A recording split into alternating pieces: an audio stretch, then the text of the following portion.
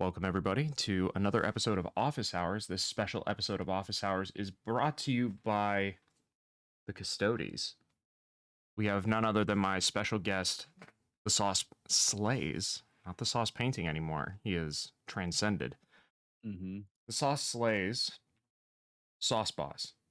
You are a fellow Custodes player. You are much more well versed in the competitive meta of 40K. And in addition to all this, you actually managed to play games, whereas I kind of get stuck behind my painting desk. So I thought this would be a great opportunity to pick your brain, as I've had several individuals in my Discord asking me, how do I play Custodes? What's good? What's bad? How do I build my army?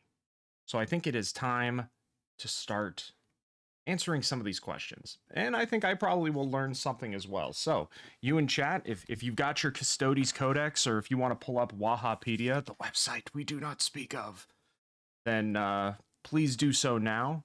Class is in session. Where do we Yeah. where do we start when we start looking at playing Custodes? I think you have to start. Well, are we gearing this more towards competitive play or just somebody wanting to get into it? I think that we should at least start with the, like, I think Custodes look cool and they want to get into the army. Mm-hmm. And then from there, maybe we can talk about some painting tips. As you know, speed is king, and Mm-hmm. Custodes have a lot of surface area for some great speed hacks. If you guys aren't aware, please go check out Sauce's Instagram page that has a lot of you. Didn't you recently post some of your new, like, really fancy macro shots of your valediction Custodes? Mm-hmm. Very fancy. Exclamation point sauce in the chat, please.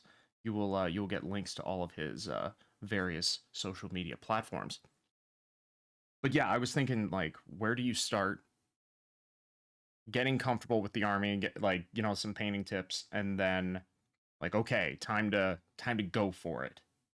Time to Mm-hmm. be competitive, and then, like, how do you be competitive? What do you look for in a competitive list, and how do you play it, especially post dataslate and what that has done to they massacred my boy. Yeah, they really did. I think that the casual Custodes army actually starts your competitive army now. Um, so a little bit about the state of the Stodes. Prior to the slates, the answer is you just bring bikes. You bring 9 of them specifically, and they all have salvos. And that is a very fun list to pilot. It was very strong. It taught you the fundamentals of movement and objective control. And that's just not really how that list works anymore, due to the changes to the Emperor's Auspice and Arcane Genetic Alchemy not being able to be used on the bikes at all. So previously, for 2 CP a phase, you would turn off all rerolls on the unit of bikes that you needed to live, and then you would give them effectively transhumans, so you can't wound them on 1 through 3. And they would just pretty much live on an objective. And for 255 points, they were a problem for people to clear. You could clear them, you would kill them, but you would have to focus fire most of, if not your whole army, into that unit to get them off an objective. I think that with Eldar's Hail of Doom, I think that they would have no problem dealing with pre-nerfed Custodes at all. Even, I mean, being able to turn off the rerolls is good against Eldar, but they still would make you roll fours, and there's only so many fours you can roll, and that's how you beat Custodes, is you'd make them roll fours. And there's a certain amount of fours that if you don't roll, you just lose the game.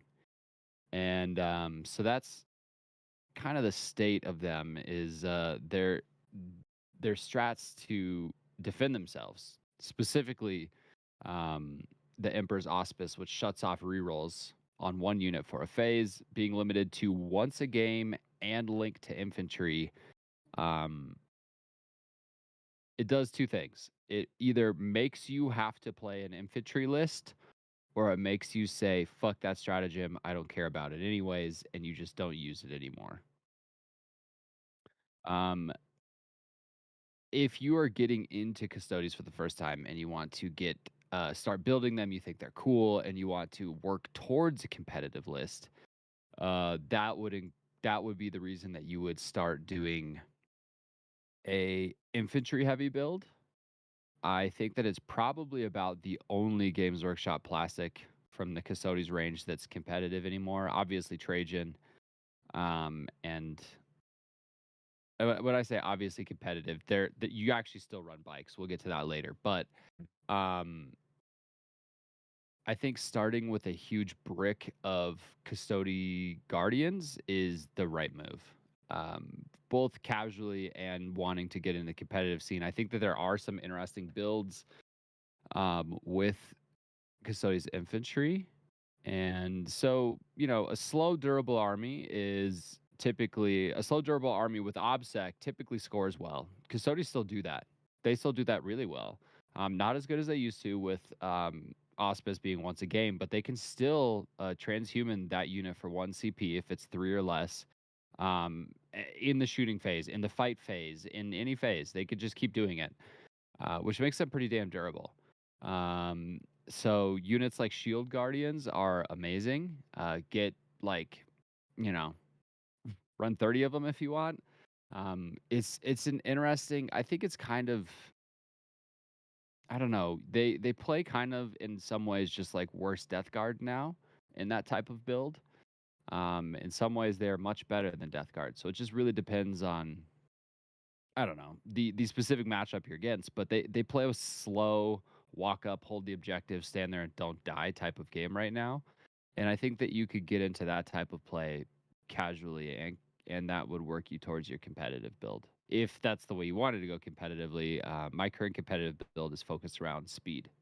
So, Yeah, that's the you brought up the focus, the return focus on infantry. If I remember correctly, in 8th edition, it was all about like 2 shield, 1 spear guardian squads or custodian guard squads. mhm. And now I've seen a lot of taking a like at least 1 squad of all sword and shield, so you can take advantage of the excuse me, the stratagem called the Presidium Shield Wall, Yeah. which adds an additional -1 to the enemy's melee attack roll. So Hmm. it makes them that much tankier in melee. I kind of wish it worked for shooting as well. Hmm. But it is what it is. Yeah, the introduction of Armor of Contempt and the specific not inclusion of Custodes in that is, I mean, it's hilarious. Right. It's a bit insulting, but it is pretty damn funny that the guys with Yeah. the best armor in the Imperium don't get an ignore -1 AP.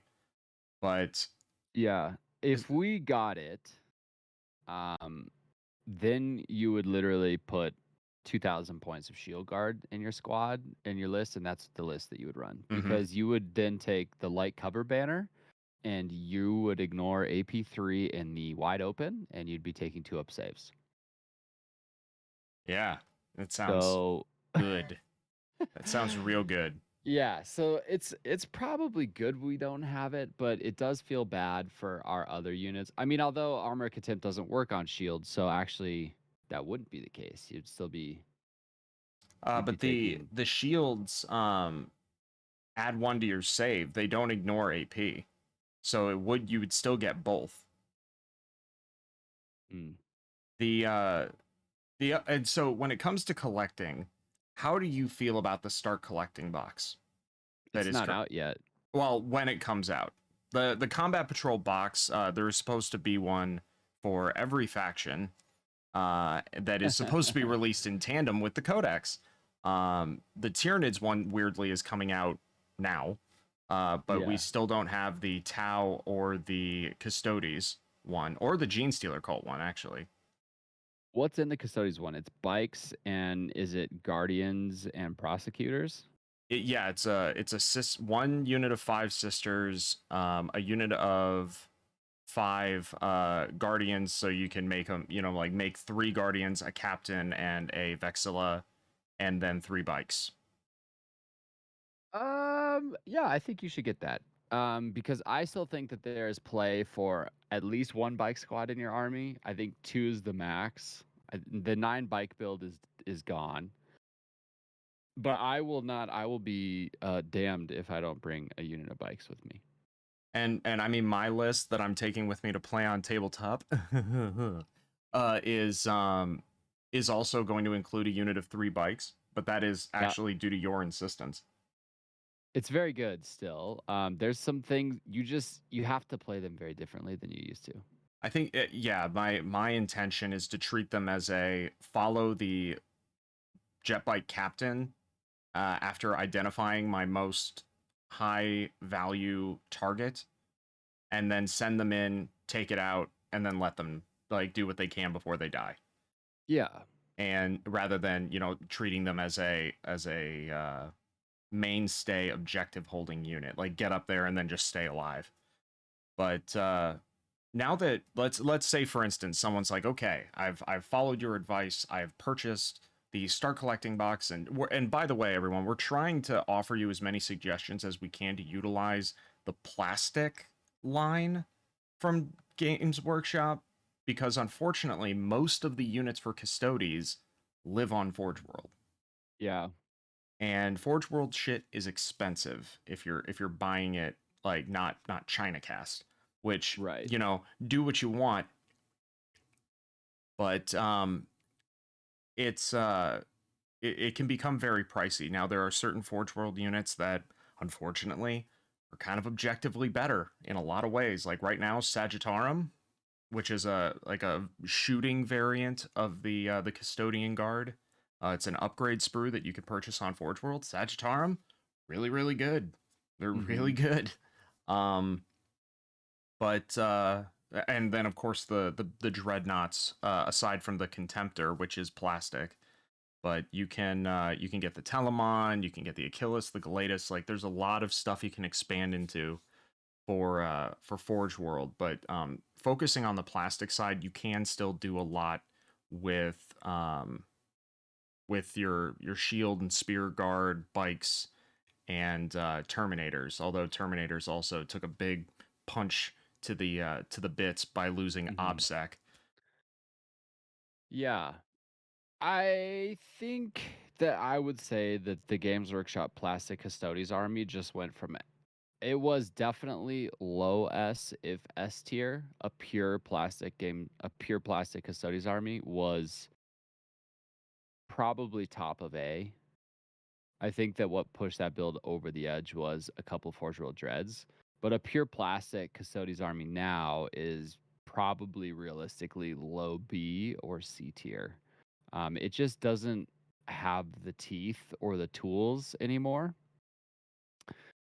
It does if you bring bikes, but to a degree, without additional support from Forge World, the bikes can be a liability unless you bring a shit ton of them and just overwhelm them with threats, which I feel like is not a great build. As much as it's fun to meme about just a bike build, it just doesn't score. It doesn't really do anything, and if you lose a unit, which you will, then you really aren't scoring. So I think that the pure plastic Custodes range is in a tough spot. I feel like Games Workshop kind of nerfed their product out of the game, which is a very interesting business move. But the Forge World Custodes is I would say that they have play. I think that there's some very fast Custodes lists that you can build. I think that there's two approaches to playing the game. A higher skilled player with a faster, more fragile army will outscore a slower player that has OBSEC. Because the faster player can react in the late game better. If one of your flanks gets wiped and you're screwed and you have to scramble, the faster player will have the tools needed to score in the late game, where the slow obsec player literally might not be able to get across the board to score late game stuff if you destroy one of their flanks. So I think that it's a Forge World army, actually. I would say right now in its current state, almost my entire list is Forge World. Couple dreadnoughts, couple tanks, couple of the baby tanks. The Sagittarum are technically Forge World. And then all I really have that's from the plastic range is one unit of prosecutors, Trajan, and a bike captain, and a unit of bikes. I was So I was well less thinking through than my list too, and I was yeah. like, shit, what of mine is actually Forge World, and it's a unit of bikes, Trajan, my bike captain. Technically my um uh Inquisitor, and then the no, that's it. That's that like that's that everything else is Forge World. But Mhm. so people have purchased their models, whether they're buying Yeah, Forge yeah. World, whether they've gone with the plastic range. What are some quick tips? I mean, aside from like we saw people pointing out in chat, like, oh yeah, just hit it with Retributor's Gold and a spray can and you're done. I'm like, and that yeah, Mhm. that's true. You're 80% of the way done with painting a Custodes if you just prime it gold. Yeah. What A different other what Another other way to paint them? yeah, what other tips, what other thoughts, like suggestions, little nuggets of wisdom can you offer for painting Custodes? Having painted So however many thousand points of them in the past, I don't know, 3 days.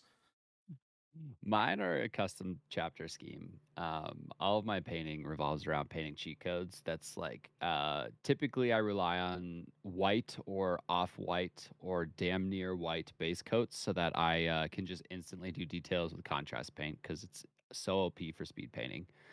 But I would say some other interesting approaches is you could do the grim dark thing. So I would say actually prime them black, dry brush them gold, then do a coat of streak and grime, and then a very light silver dry brush to get your armor kind of that grim dark gold. I think another thing, I've never done this, but if somebody wants to do this and send me a picture on Instagram, I would love to see it. This would work. I believe. I believe this would work. Um, you'd prime black and you would dry brush dark silver, then you would dry brush bright silver, and then you would do an all over wash with contrast Agros dunes. That would create a gold look with a lot of contrast and depth to it. So I think that that would be another way to approach it for a slightly different looking one. Vallejo makes a beautiful pale gold. That would be awesome to just airbrush all over them. But then you're gonna play the depth game again, where if you go, do you go red wash or brown wash, and then that would be decided based on your accent colors and on the models. I don't like the idea of just saying it's gold, so wash it with Agrax. That's probably most of the time true, but other washes exist. I think Reichland Fleshshade is a very interesting color to keep in mind when painting gold. Yes, that one I'm aware of. I also was a big fan of the use of the Druchii, the violet one, as a wash for gold. I think purple on gold is I mean it's one of the most go-to combinations when it comes to uh like I mean it's a color for royalty. You see like I mean like the Emperor's Children's pre-heresy color scheme I think Hmm. was purple and gold, and that looks crisp. And maybe I'm a little Yeah. biased. Purple's my favorite color. So You don't say. You don't say. no, no, it's not like I have all these purple oil paints that I go out and I specifically buy because I want every shade of purple that I can possibly get. But uh I think that there's also the element of granted you're the one who influenced me to do this in the first place, but the application of streaking grime, especially on Custodes, instantly makes them stand out amongst like because everyone looks at Custodes like they're the bright gold boys. They're the clean, pristine, and I guess even in the lore they're pretty much that way. But flip that on its head. Oh yeah, burn the system down.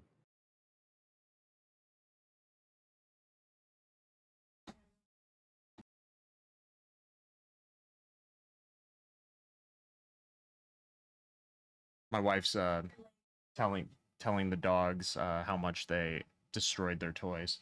Um, Daphne murdered her pet. Daphne murdered her pet pig. So the interesting thing about oh, you're so proud of yourself, aren't you? I'm sorry, she's rolling around on the floor. The the thing about painting that way though, with with streaking grime or with working with it, how do people get started with that if they see like the stuff you do, or I guess even to a lesser extent the stuff I've done with it? What are some tips for applying that sort of technique on something like a Custodes, because they do have a Yeah. very distinct, like they have lots of very rigid lines in their armor, Mhm. um lots of places for that streaking grime to stick, which does make them almost better candidates for the technique than something like a space marine. Mhm. Yeah, they are definitely better than they're they're probably I would say I would agree with you. I think they're a better candidate for grime than a marine based on the amount of recesses in the model and the amount of depth that you can add to it. Custodies are like absolutely overloaded with small details that get lost in a very flat paint scheme. So something like just a metallic gold is going to come off as very flat until you wash it. You could wash it with a regular acrylic wash. You could pen wash it with oils. You could do the all over streaking grime thing like a real pog champ. But the the purpose of all of those is to show off the details, right? To expose, to get additional shading into the recesses. And that is going to allow more contrast on your models. So the benefits to streaking grime versus some of those other techniques is I would say that it adds a more characteristic, it's a little bit more not characteristic. It adds a little more character into the depth. It gives the recess shading a story. It gives it a feel of like grit and use and wear and not just, oh, there's depth here. So yeah, that's why I think they're a great candidate for streaking grime. If you want to get into that for the first time, you pick up actually MIG. We all use MIG streaking grime now, 1203. That's the number that you're going to want to look at. There's other ones, but 1203 is the number. And then you will either apply it with a brush by hand. Which is the way I do Um, it. Yep. Or you apply it with an airbrush, with the dedicated enamel airbrush, which is the way I do it. Masters G22, the now $30 hollow. And then once it's on there, you let it sit for about 5 minutes. You go in with a Q-tip covered mineral spirits and you start removing that. And bada bing, bada boom, handled. Yep. And then I mean, after that, it takes what, like another hour to fully dry. Fully dry. Oh, yeah. But the Oh, best yeah. part, the thing I like most about using streaking grime when working with anything, but like in this case, Custodes, the fact that it almost acts like a pseudo varnish because water Yeah. will not interact with the enamel wash. So anything you've put underneath that, as far as acrylic paints go, will not activate no matter how much water or whatever that you put on once the enamel is dry. Obviously, if the enamel's wet and you're pushing water around, liquid is still going to interact. But it also gives an incredibly matte finish to a Mhm. model, which is just awesome. Because Yeah. models that get too shiny, like you lose some of that detail that you put in there because all you're seeing is the light reflecting off of what you've painted, which is actually some of the things I have against those super bright Custodes. I'm like, I don't see the detail because I'm literally getting glare off of your model. Right. Yeah, so I've been experimenting with gloss varnishing on my project before streaking grime to get kind of like a satin porcelainy, almost kind of glossy looking vibe on my armor, and not the metallics. and how's that been going? I think it's great. I like the way that they're looking now with that. I think that the grime paired over the gloss adds a very unique finish to a model. Um, I got all of my reference photos and inspiration for this project from Ex Profundis, a painter. His Stormcast project is where I got my inspiration for this. He does a crackling paint, I would imagine, before he does his weathering, and the weathering kind of seeps into the crackles to really give it an old, chipped, beat up porcelain look. Um, After I've been experimenting with the gloss, I would say that's probably the only difference between how we're doing it at this point. This is a very old project of his many years ago, but a lot of inspiration from his projects in general, but specifically, yeah, his Stormcast, his porcelain Stormcasts, is where I got a lot of the inspiration for my current Custodes project. Um, when I came back to Custodes and started repainting them, probably what was that, a month and a half ago, a month ago, prepping for all these tournaments I've been going to, I went back to the source, right? You go back to the original and you say, okay, this is where I'm at now. This is what I've been painting. Am I still in line with where this project wants to be? What are some changes I could make? And the more I examined his work, I was like, um, I think I'm missing that slight touch of porcelain, that slight gloss finish, but it's not gloss, but there's something about the finish of his models. And I was like, I think that he's doing a gloss varnish before streaking grime. So I tried it. If that's not what he's doing, then it's damn close, and it's an interesting way to do something that looks similar. So that's kind of where I'm at with the whole project. But yeah, you do get a very matte finish with streaking grime, unless you gloss varnish first, and then you get a very interesting satin look, and that's kind of where I'm at now.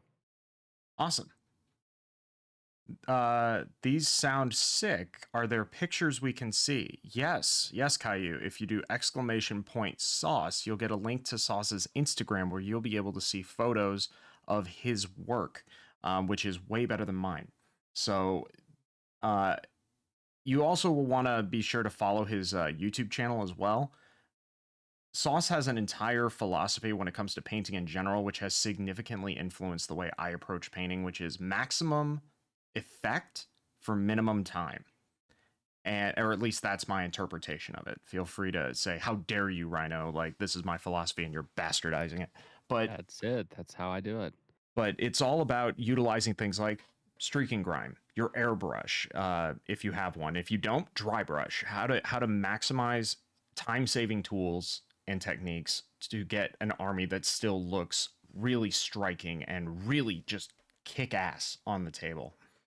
And like we've been saying, Custodes they're perfect for a lot of the techniques that we both like to apply. Streaking grime, airbrushing OSL gives you very, very dynamic, intimidating Custodes models, which is what they're supposed to be.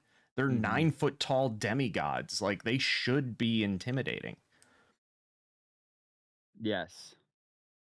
Yeah, I had somebody in my comments a few weeks ago say that my Custodes reminded them of the Sedukar from Dune, and I was like, that's probably something I should look at more, is how to bring in that inspiration into my Especially, army. yeah, the way the Sardaukar were represented in your or in the most recent film, Mhm. with the white paneled armor and like the expressionless helmets is very similar to how you've done your Custodes.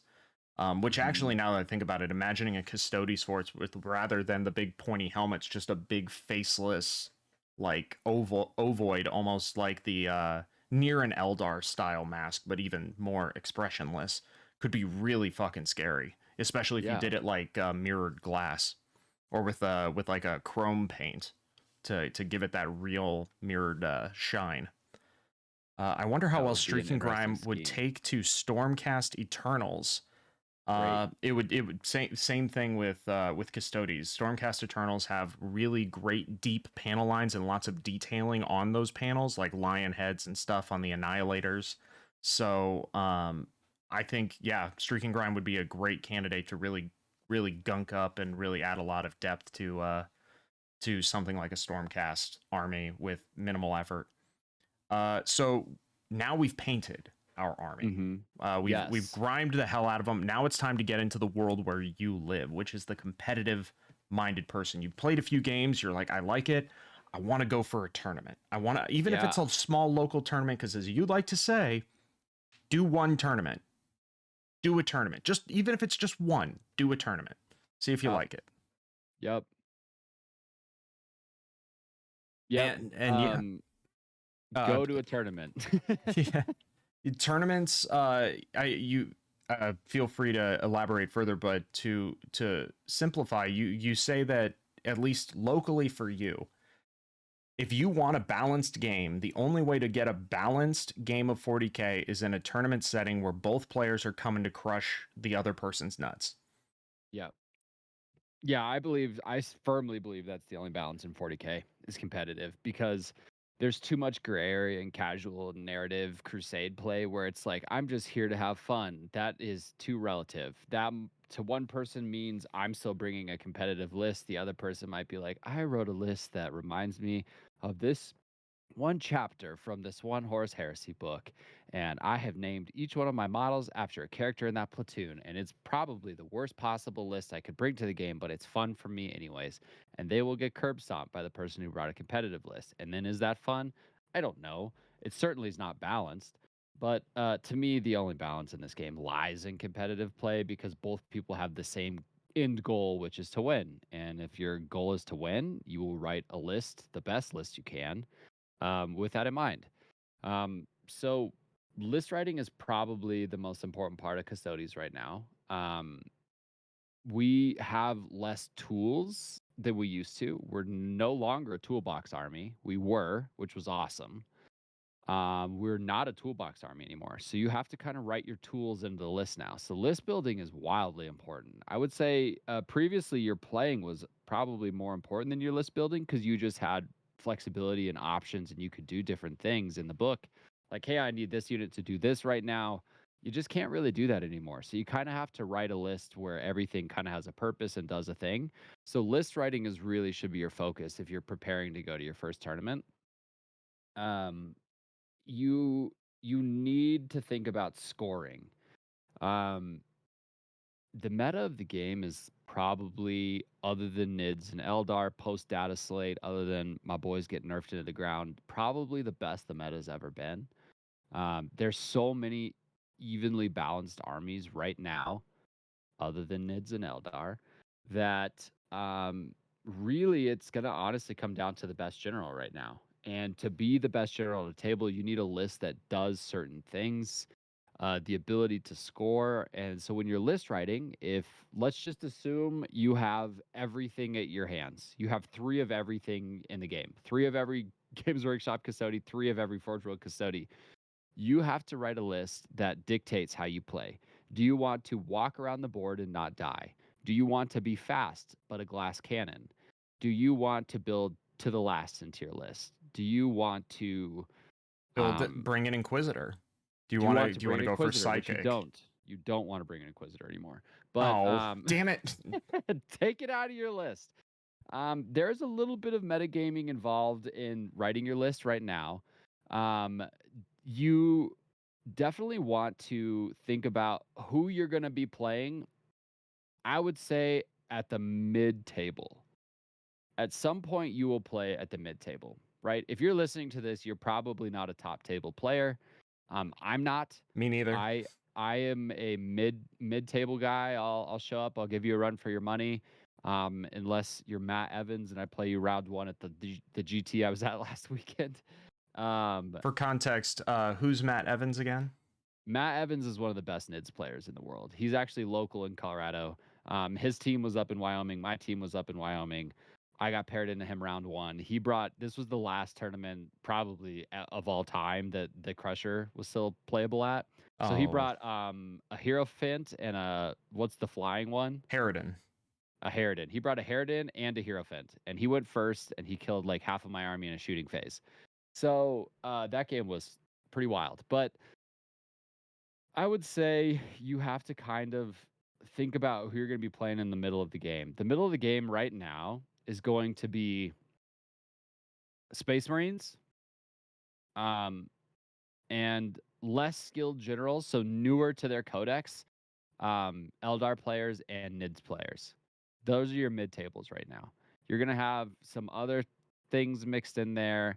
You might bump into Necrons. You might bump into Orcs in the middle. You might bump into Sisters in the middle or the top tables now. Actually, Harlequins are still borderline mid to top table army. So you have to think a little bit about your game plan against these armies when you write your list, but really you have to think about how are you going to score. So you're either going to score by killing these lists or you're going to score by them not killing you. And you kind of just got to write a list that represents that. So it really comes down to how you like to play the army.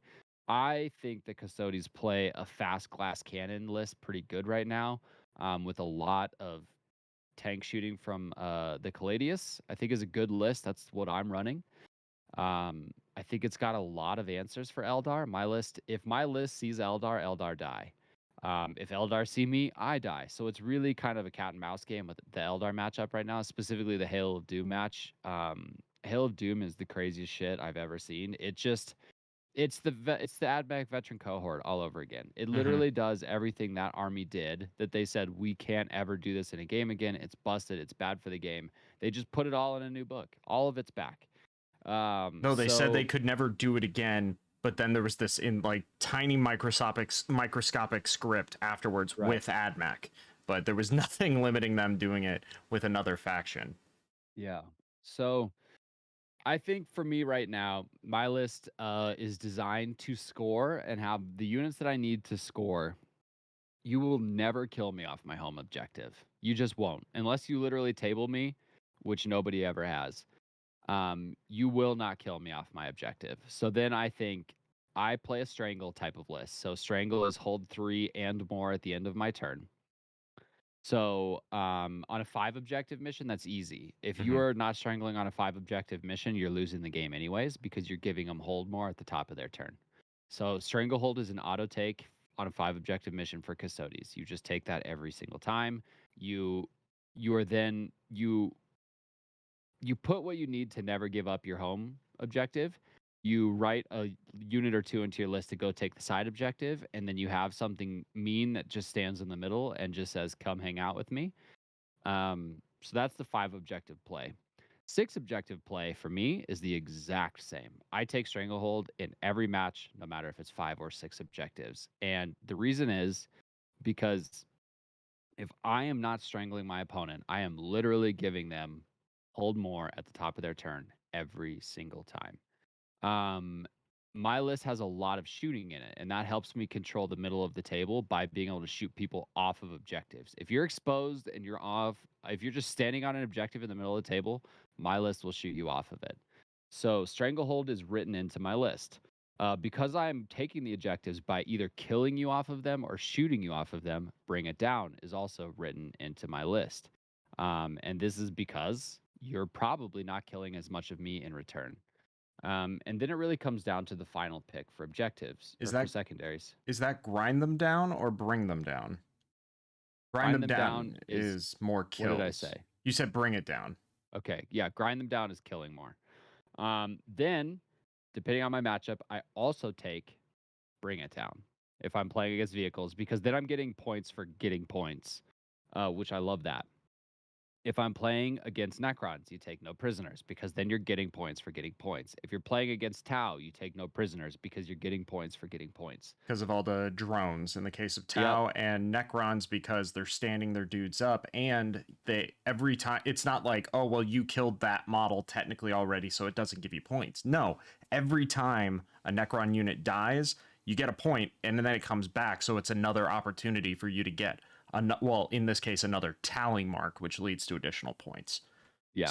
So they're a very numbers heavy army in that case. Now, previously, actually, it was you who suggested it. Uh, there was a sweet spot period of time where people were taking or testing taking Inquisitors Hmm. and taking Inquisitors in a Custodes list doesn't allow us to take Abhor the Witch because you Yep. would then be taking a Psyker, but it opened up the ability to take the Psychic Interrogation or Mental Interrogation secondary, which is Hmm. be within 18 inches of an enemy character. You don't have to have line of sight, and then you do a 4-up warp charge ability, and then it's just bam, you get 3 points or Hmm. 4 points or whatever it was. Yeah. Now, the big drawback of that is if your opponents have psychers, they can attempt to deny that, and that is the kind of thing you burn CP on because if you deny somebody like that particular psychic power, it's not like, oh, you cost me a buff. Like, no, you literally cost me 4 points, which is hurtful. Like that's game changing. So Yeah. did that end up like not really playing out the way that the testers kind of hoped it would? So you don't take an Inquisitor anymore because you want to be able to take up Horror of the Witch again. Hmm. And it's because Grey Knights and Thousand Sons are everywhere again.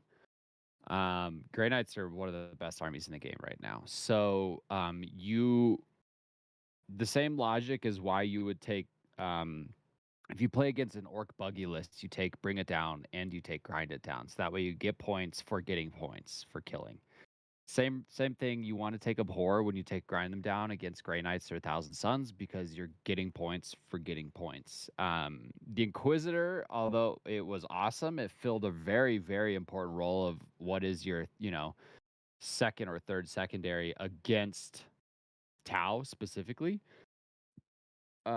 That's not really your problem anymore. That's not really the army that's keeping us back. Um, so you just don't bring the Inquisitor right now. All they really did was in the Tau match, they gave you a mental interrogate secondary, which was awesome. You would basically max it every game. You'd either get 12 or 15. But they also gave you Terrify, which would turn off Overwatch. So very powerful against Tau. It's just not really a thing anymore. There's better use of 60 points, which is Prosecutors. I always have one unit of Prosecutors in my list now, and they wrap around my Banner Boy, who carries Impregnable Mind, so that I do have a deny. Um, and so that bubble together, if you're within 18 inches of that bubble, I could deny you at a +1 and you're at a -1 to cast. That together is an interesting take against psychic armies. Uh, the big psychic dogs right now don't really care about either of those, to be honest. I'm finding that it's not really that effective against them because they have such an insane plus to cast thing. Like you have an Eldar get off spells on, they're rolling a 7 and it's going off on an 11, and you're like, Jesus Christ. But even still, if it really comes down to it, you still have that +1 to deny. So all you have to do is just tie them. So Impregnable Mind is super good.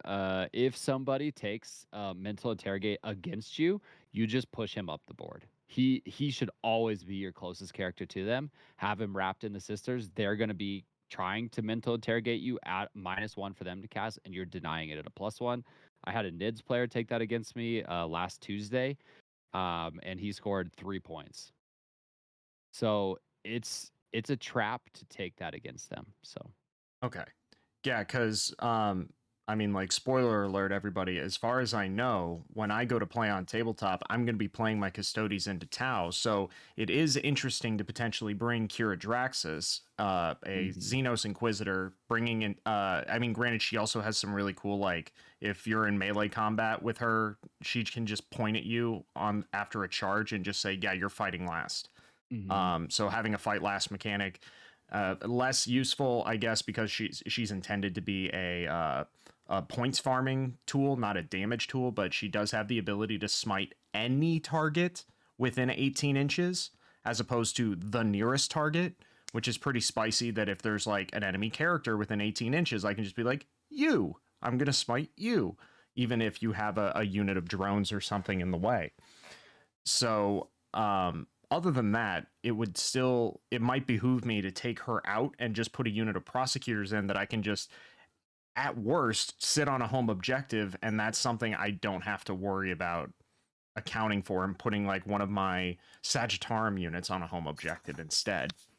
Yeah, And that's what prosecutors do best. Is they're a very flexible, cheap option that are either wildly effective against your opponent by casting that -1 to cast bubble, or they just sit in the back and with the change to non-line of sight shooting, they kind of just don't die. Somebody would really need to get back there to deal with them if they're in cover.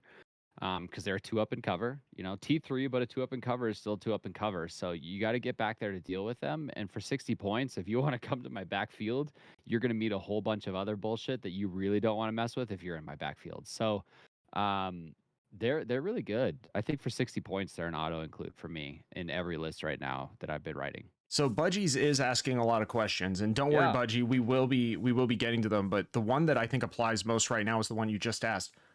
What about assassins? What about a Calexis assassin and possibly even a Vindicare assassin, given the changes to bodyguard now? No on the Vindicare.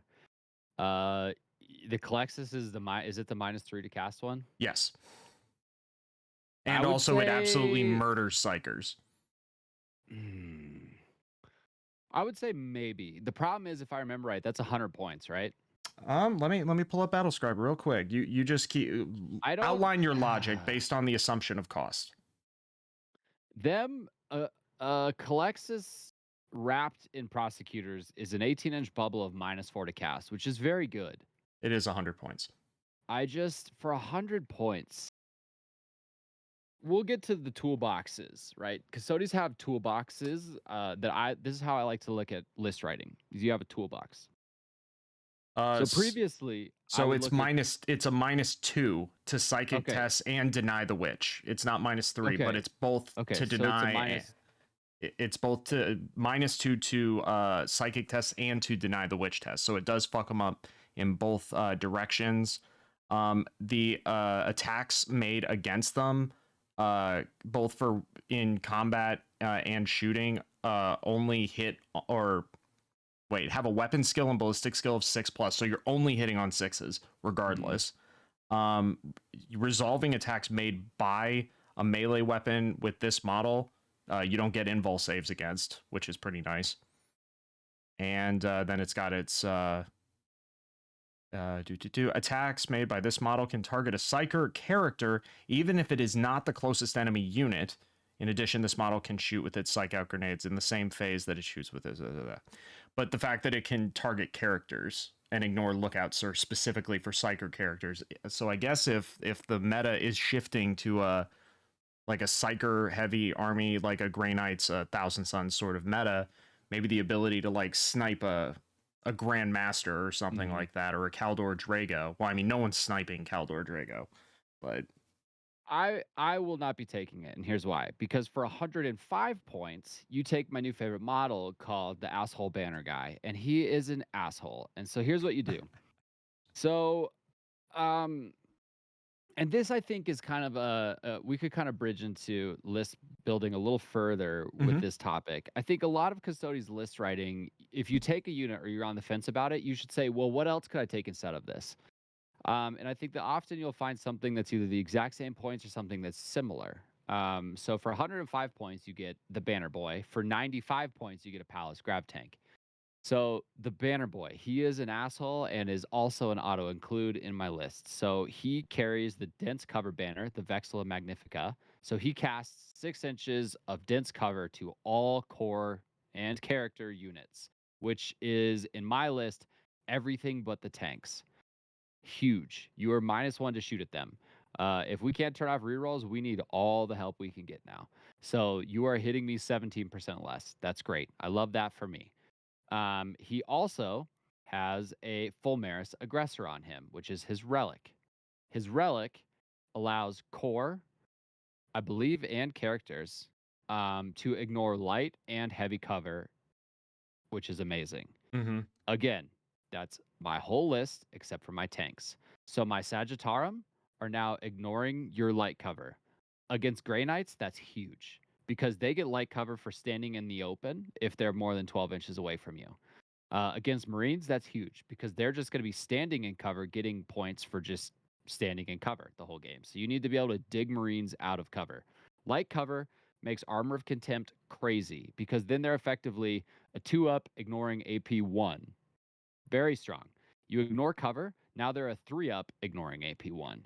So you're still killing them on a roll of a 1 or a 2. They still lose a Marine against my list. So then the last thing he has is Impregnable Mind, which gives him 1 deny the witch per turn at +1 to cast, and he counts as 4 models, which is no longer OBSEC. But it's for 105 points, you get that. I think that's more versatile into the game than a Calexis. Calexis is obviously there's some matchups where you just literally just stand there and laugh at them and go, haha, you don't deny or you don't cast the whole game, suck it. But there are certain games where that model does literally nothing. Mm-hmm. Tau Well, is still very real in our meta. Space Marines are very real with minimal psychic phases. I mean, a Death Guard psychic phase isn't wildly important. You'll see more Death Guard. There's just certain lists where that model does literally nothing.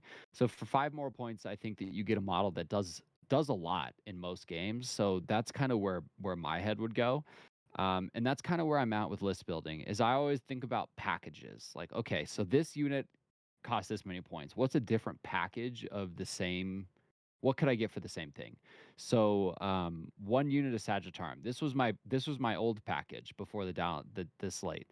I had one unit of Sag cost the same as or a unit of 5 prosecutors and a Greyfax. Greyfax is an awesome Inquisitor.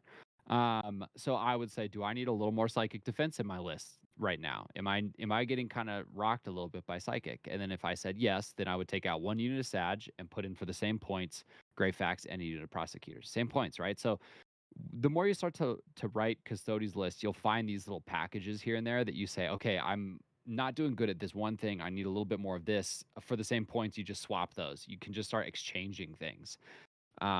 And so that's kind of where I'm at now. My list right now is really based around just being able to move in an emergency onto something to basically still score strangle, especially in the late game. I need speed in the late game.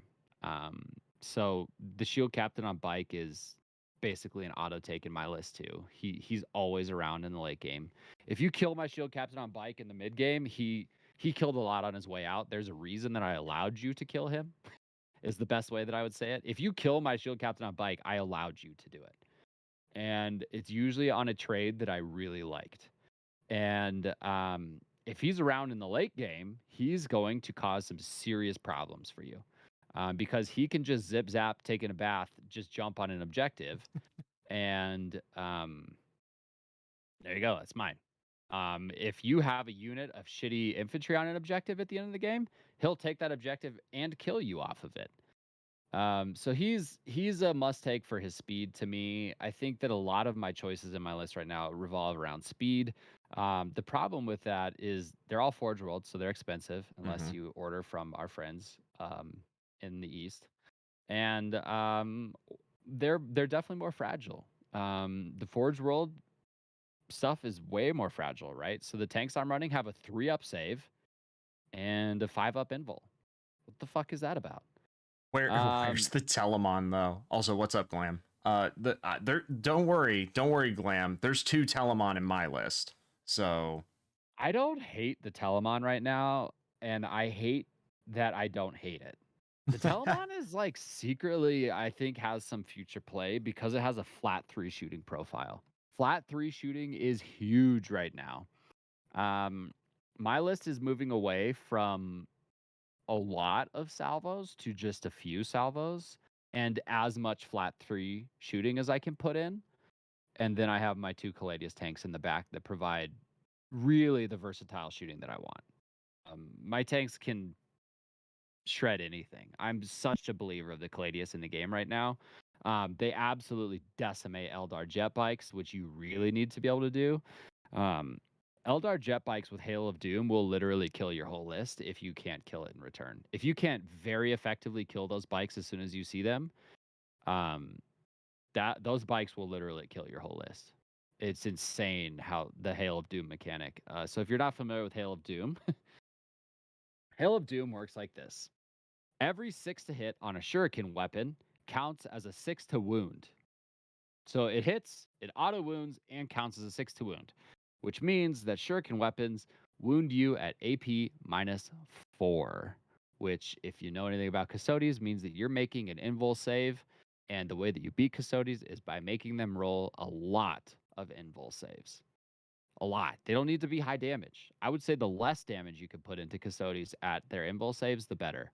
Because if you shoot like 3 Meltas at me and I just happen to make all the invul saves, that sucks for you. But if you put 20 AP4 shots into me, I'm not making all the invul saves, and you probably just picked up a squad.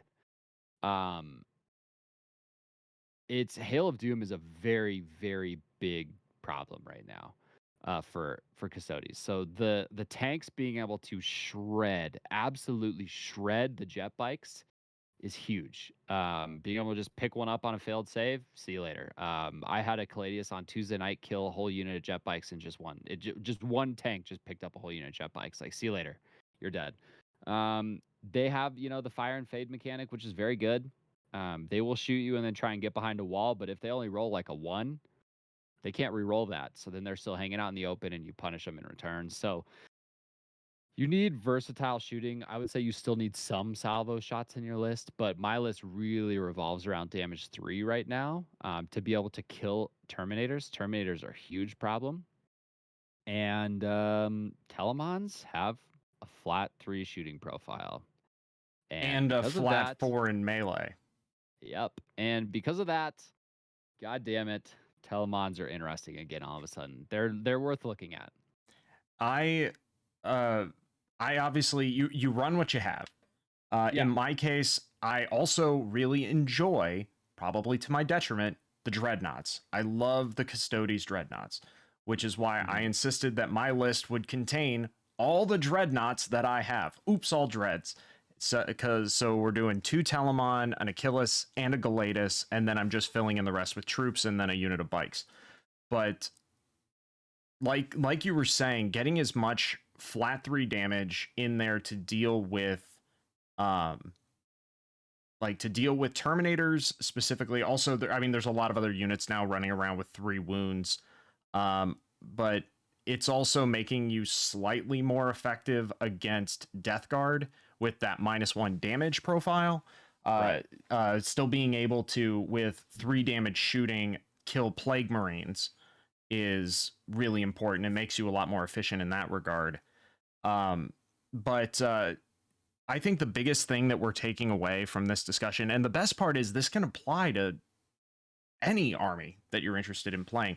Look at something you're interested in adding, and then look at what else you can get for that same point value. Like you're saying, what are these point packages? For the most part, most armies have a lot of equivalents for the same point cost. There's like, this is your bubble of, 0 to 110 points for this army. And then there's the 115 to 225 bubble. And you can really play in those spaces and you can find what fits your niche for either your local meta or even just flat out what you prefer to play with. So, so I hear Sauce saying you must play competitive, but I just need to learn to play. So yes, get out there and play. That's key number 1. That's the most important part. You can play however you want. I love competitive play, but just get out there and play. And there should be hopefully a lot of amazing tools nearby, right? Hopefully you have a local gaming store, whether it's the Games Workshop one or just one. Just go check it out, But this right here, I think this little tool right here is, or not tool, but this little game mode, so to speak, is exactly what I was looking for, what I wish I had when I started playing, because there is a way to play the game with a thing called the open war deck, which is very casual. There's no secondaries. It's just primaries, and the primaries are like 1, 2, 3 points. There's no 4, 8, 12 with an optional thing that you do per turn to get an additional 3, da da da da da. That gets really confusing, at least for a brand new player. So I suggest getting the deck of open war cards. Those are awesome. My friendly local game store is about to run a crusade. Get involved. Those are good. Do that. That's a great way to get into the game. And if you want to get into power level, which I think is wildly unbalanced, but do it. Get into it. Go. Sign up. Crusade is inherently designed. That's the other thing. Well, if you're going to do a crusade, just be prepared. Someone's going to come in and they're going to be like, "Oh yeah, now I was able to upgrade this commander, so now he has like this insane weapon and the ability to like fight twice every turn and all this other shit." That's what crusade does. It allows you to like buff up units and make them like super OP and give that narrative feel. But I really like the new Tempest of War deck that you can buy, because while the game says that you pull 3 secondaries from your individual deck of secondaries every turn, so rather than having to build an entire list around like 3 secondaries, you just bring an all-rounder list or bring a list that you want to play, and you have to react. You have to use your generalship to like learn how to play the secondaries that are given to you. you don't have to play with 3. If you're just learning the game, you're wanting to learn how to do secondaries, just pull 1. Once you're comfortable with 1, start pulling 2, and then 3, and then just play accordingly. But I think this Tempest of War deck is a great purchase for newer players. Obviously, watching battle reports, the folks that play on tabletop have made a lot of excellent battle reports, and in addition to that, some very good how to play videos. But when Sauce and myself, even to a certain extent, say playing competitive, it's playing competitively with, or playing with people, and you both have a competitive mindset, means you'll hopefully avoid most situations of a power offset where it's like Sauce is a newer player and he's like, hey, I just got my very first army, I'm here to have fun, and I'm like, I'm bringing my Chaos Knights list with their brand new codex and I'm just going to punch your nuts into the dirt, and that's my idea of fun. That's not a good experience for Sauce, and which ultimately isn't a good experience for the community. You want everyone to feel comfortable being able to play with anybody, and the mentality of a competitive player, or even just the agreement that we're both going to come with our best and play with our best, rather than like intentionally handicapping ourselves for the purposes of like narrative play, because that'll come down to like we have different ideas of what's narrative. And I mean, granted, yeah, of course, there's always exceptions to this. You could find someone you vibe with really well, and you both want to play narrative, and you're of the same mindset, and it works, and that's great. But it's better to like kind of figure that out after you've played a few games with somebody, and the best way to do that is to kind of go for the kill in your games. So Budgies was asking before this, do I bring a shield captain on bike or on foot? Here's the irritating answer. Bike. It depends. Well, I still think it depends. Bike. Like, what if even at 1,000 points, 500 points? I have no idea what to bring in 1,000. 1,000 points of Custodes is so swingy anyway. It's just who honestly, bring whatever you want at 1,000 points. Bring literally whatever you're most interested in bringing at 1,000 points. But 2,000 points bike. You have to have speed. Like with the reduction of with I'm not running 9 bikes and a bike captain anymore. I'm running 3 bikes and a bike captain. If I just had a Terminator captain, I mean, I guess you put the Praetorian plate on there, but he doesn't really do the thing anymore. You know, he still does the thing, but he doesn't really do the thing. So I think you take the bike. I think you take the bike because he provides a lot more flexibility. You give him the salvo if you have 5 points. Write your list like you have the 5 points, and then going back to the Calexis question, right? If you need 5 points, take the salvo off of the bike captain and give him a hurricane bolter, and then he's there for nuking soft targets. He definitely clears chaff off an objective with a hurricane bolter. He shoots, and then he charges what's left. The salvo just gives you 1 extra melta shot in the middle of the table when you really need it, which if it hits, it rips. Bike captain for me always, hands down, no questions asked. The bike captain build, I guess this leads into the shield host thing. To me, my bike captain always has Arc Exemplar. Is it the Warlord trait? The Relic? Whatever it is. It's the Warlord trait from Emperor's Chosen. You still run Emperor's Chosen right now, which sucks. I disagree. Emissaries, baby. No. Emissaries. No. Because that frees up 105 points because I don't need to take the Fulminaris Aggressor. Yeah, you do. Mm-mm. Do you ignore cover? I ignore dense cover because dense cover is -1. Dense cover is -1 to hit, and I ignore all modifiers to hit or wound. That's not the problem. The problem is the gain to their save from light cover.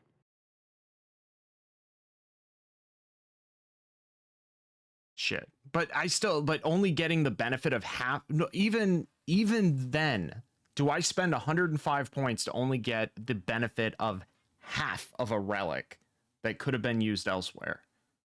I feel that is a genuine question. And I don't think it really facilitates a flat, like, just yes. I think yes. you take Emperor's Chosen right now in a competitive game. Okay, here's the thing. If you're playing random pairings, you take Emperor's Chosen no matter what right now. If you know that you're playing somebody who can't mortal wound you, sure. But then you're just list tailoring and list catering to beat your opponent, which that's, in my opinion, not how you write a list, anyways. The reason that you take Emperor's Chosen right now is because Nids will literally pick up your army in 2 psychic phases. They will just mortal wound you off the table. Um, I don't care how many Deny the Witches you have built into your list. I don't care about your -1 to cast bubble. They will literally smite you off the table because 1 or 2 of those smites are going to go through, and then they do this thing where they're like, "Oh, since I did this thing last turn, this turn I get when you take a smite, you take 6 additional mortal wounds." So all of a sudden they're hitting you with like a 12 mortal wound smite. You are rolling sixes to stop that if you're not Emperor's Chosen. If you take 6 more or you take 12, you still take 9 mortal wounds, you still lose a squad, dude. Or you take 10 actually. You take 10 mortal wounds, there goes your squad of infantry. They just picked it up without even shooting at it. And that's the problem with not taking Emperor's Chosen is we can't do anything against mortal wounds. And even the capacity that Black Templars can. Like Black Templars have better mortal defense than Custodes, unless you take Emperor's Chosen. And until the game is not revolved around absolutely shredding you in mortal wounds, you take Emperor's Chosen. And when Nids get inevitably nerfed into hopefully the ground, um, Eldar still have some pretty crazy shit, but it's not nearly as oppressive. Then we have a serious conversation about emissaries, not as serious about Solar Watch, but I think a very serious conversation about Dreadhost and Shadow Keepers. Yes, Shadow Keepers are my kind of the one I am most likely to agree upon as like a really solid choice, especially in the return of more character heavy lists. Like I mean, you're gonna get the Grey Knights, for example, are gonna have at least one Grandmaster Dread Knight. They're gonna have a oh god, they're not called Watch Captains. That's Death Watch. At least one Grandmaster on foot. And I actually, were you the one saying that we were going to be seeing a lot more Terminator Grey Knights, possibly? They're Ter- everywhere. they're They're disgusting. everywhere. Oh god, they're coming out of the walls. It's shit. You might, and I mean, I agree. Like me leaning into emissaries is me trying to mitigate my biggest issue that I always forget. And I guess Emperor's Chosen kind of have another set of traits that are very simple and easy to remember.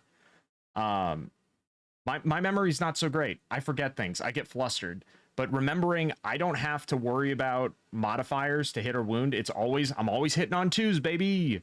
And wounding, I'm probably wounding on 3s. It's just being able to remember that makes things go really quickly for me. But Emperor's Chosen, I mean, it's pretty easy. You got a 4-up, and then what? Like you get 1 free reroll to hit or wound per unit. Yeah. But like the fact that the ignoring modifiers to hit or wound applies to the whole army, so that means all my dreadnoughts also don't worry about modifiers to hit or wound. That means I'm advancing my Achilles and shooting the twin Adrathic Destructors, my flat 3 like forearm guns, still hitting on 2s. And that's good. That feels good. It is. I don't disagree. The thing about Emperor's Chosen, and the reason that it's so strong is because the Emperor's Chosen warlord trait on the bike is absolutely nasty. That guy literally just picks up a unit on an objective every goddamn time, dude. You do not live against him. He kills you if you're on an objective, unless you're a 3 wound model. He will kill you. If you are like, he'll pick up 10 Kroot off an objective literally every time. 10 guardsmen literally every time. 5 space marines literally every time. He is insanely powerful, and it's just insane. He is literally there to just say, I really need this objective right now. Fuck you, it's mine. And he does that. He delivers on that. It's incredible. So The Emperor's Chosen Bike Captain is very powerful. Combine that with the salvo, you're gonna, you're hitting on a 2 when you shoot, you're wounding your ideal target with the salvo on a 3 or a 4. If you roll a 2, you get the free reroll with Emperor's Chosen. It's a very, very good unit. It's 180 points because you also give him Tip of the Spear, which allows you to reroll ones on hits and wounds when you charge. It's a very, very effective unit. He pretty much will kill what he goes into. Then the real question is, does he live after that? He used to live after that because you would just auspice him and you would alchemy him. And it's like, cool, you can't reroll against him. He's transhuman. He has a 4-up. He's got superior creations. So he's a 2-up, 4-up, 5-up. Have fun killing that guy. He's got 9 wounds, T6. He just didn't die. And that was definitely a problem in the game. I definitely understand the need to at least remove alchemy and auspice from characters. Like he was a big problem. But the Emperor's Chosen Bike Captain is very nasty. The next best or possibly better bike captain is the Shadowkeepers one. Yeah. Oh, And absolutely. Stasis Oubliette Shadowkeepers, and the it's rest. insane, dude. So Shadowkeepers, the reason that Shadowkeepers is a very interesting build for Custodes in the future, once Mortal Wounds get dealt with in the game, is because Shadowkeepers unlock the Assassinate secondary for you, I would say consistently. In the same way that Mental Interrogation was decently consistent with an Inquisitor, Shadowkeepers unlock Assassinate similarly. So you put status obliterate or whatever it is on your bike captain, and he ignores character invuls. Shadowkeepers also re-roll the wound roll against characters. So you have this bike captain that zip zap taking a bath around the table, and he is literally shooting Meltas on the way. He charges a character. That character does not get an invul save, so he kills the character on the charge. And then for 1 CP, you give him a trait from a different shield host after he kills a character in The combat. it's earning a name or Yep. something like that. Yep. Yeah. And so then you give him Solar Watch. So now he falls back, charges with a +1 for the rest of the game. He will just fly around killing characters, getting you secondaries the rest of the game, which is great. I think the Custodes really need a trick up their sleeve for a third secondary. That's what sucks about not running the Inquisitor, but it unlocks me Abhor, which I really need against my Gatekeeper match right now, which is Thousand Suns and Grey Knights. I really need Abhor to have a chance in those matches, so it's worth dropping the Inquisitor for. If we could also have Assassinate regularly in our list, which you can with Shadowkeepers, we're in a great place. But the problem is you still just run Emperor's Chosen. There's a lot of very interesting builds that are not Emperor's Chosen, but you still run Emperor's Chosen. The Dreadhost bike list is terrifying. Um, But the due to the massive mortal wounds that are prevalent between, I mean, NIDs, like you said, like the amount of mortal wound output in their psychic phase, heck, in any phase that they have is disgusting. It's kind of funny that they spent so much of early ninth edition and from what I understand, a lot of 8th edition just giving, all of a sudden everybody's got invul saves and nobody's able to deal damage. So now they start giving mortal wounds, which used to be a super rare ability. Now everybody does mortal wounds.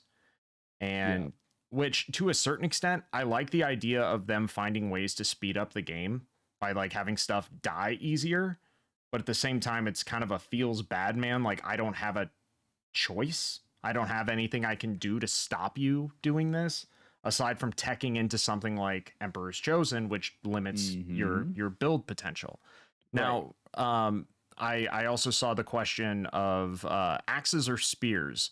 My take, it depends. Obviously, if it's just custodian guard, you can't take axes, so spears. Although that said, sword and shield seems to look pretty nice now for that extra tanky quality.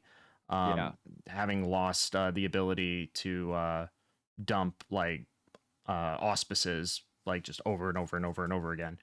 And again, competitively, if you want to run whatever you like, I still used to like the idea of taking a single Terminator and just sitting him on a home objective. But since he lost OBSEC, that's a lot scarier of a prospect. Right.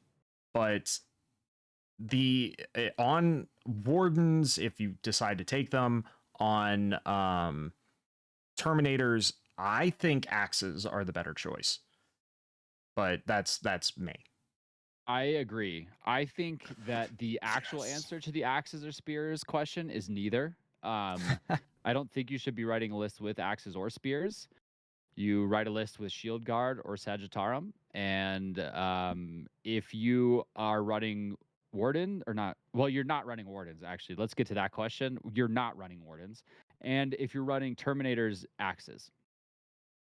And yes, to go back, the Terminators losing OBSEC for the backfield objective holder is brutal because Gene Stealer cults exist. They'll pop up 3 inches away, and it's their objective now. You literally just give them an objective in your backfield if you just put one Terminator on it, which sucks. So you run an axe on your Terminators. The Strength 8 is still very good. Yes, the AP2 versus 3 debate against Armor of Contempt is a feel bad, right? Marines are making a 4-up instead of a 5-up. I know that sucks, but Strength 8, you're still wounding more frequently against Marines. You know, you're wounding on 2s, not 3s, so you're going to get more wounds through anyways. Probably has a pretty decent balance out there where it's really realistically the same thing. The axes are just a little bit more versatile into bigger stuff. I just I just don't think you run Terminators anymore either. You definitely don't run Wardens. The change to Bodyguard makes Wardens just expensive custodian guard that do the same thing, but just for more points that you could put axes on, but you just don't put axes. Like, you know what I mean? Like you just don't write a list with a lot of axes in it right now. I think that you either play like this. I think that this is kind of the division in where Custodes are right now, whether you want to play competitively or for fun or not. Custodes actually have a very interesting two list archetypes. You have the Dark Angel style, you don't kill me and I score points list. Or you have the I will shoot the shit out of you list, and that should dictate your troop choices. Sagittarium for the shooting lists, if you want to play the you don't kill me list, or again, going back to packages, right? You might have the shooting style of Custodes list, like I do. I shoot, my list shoots a lot.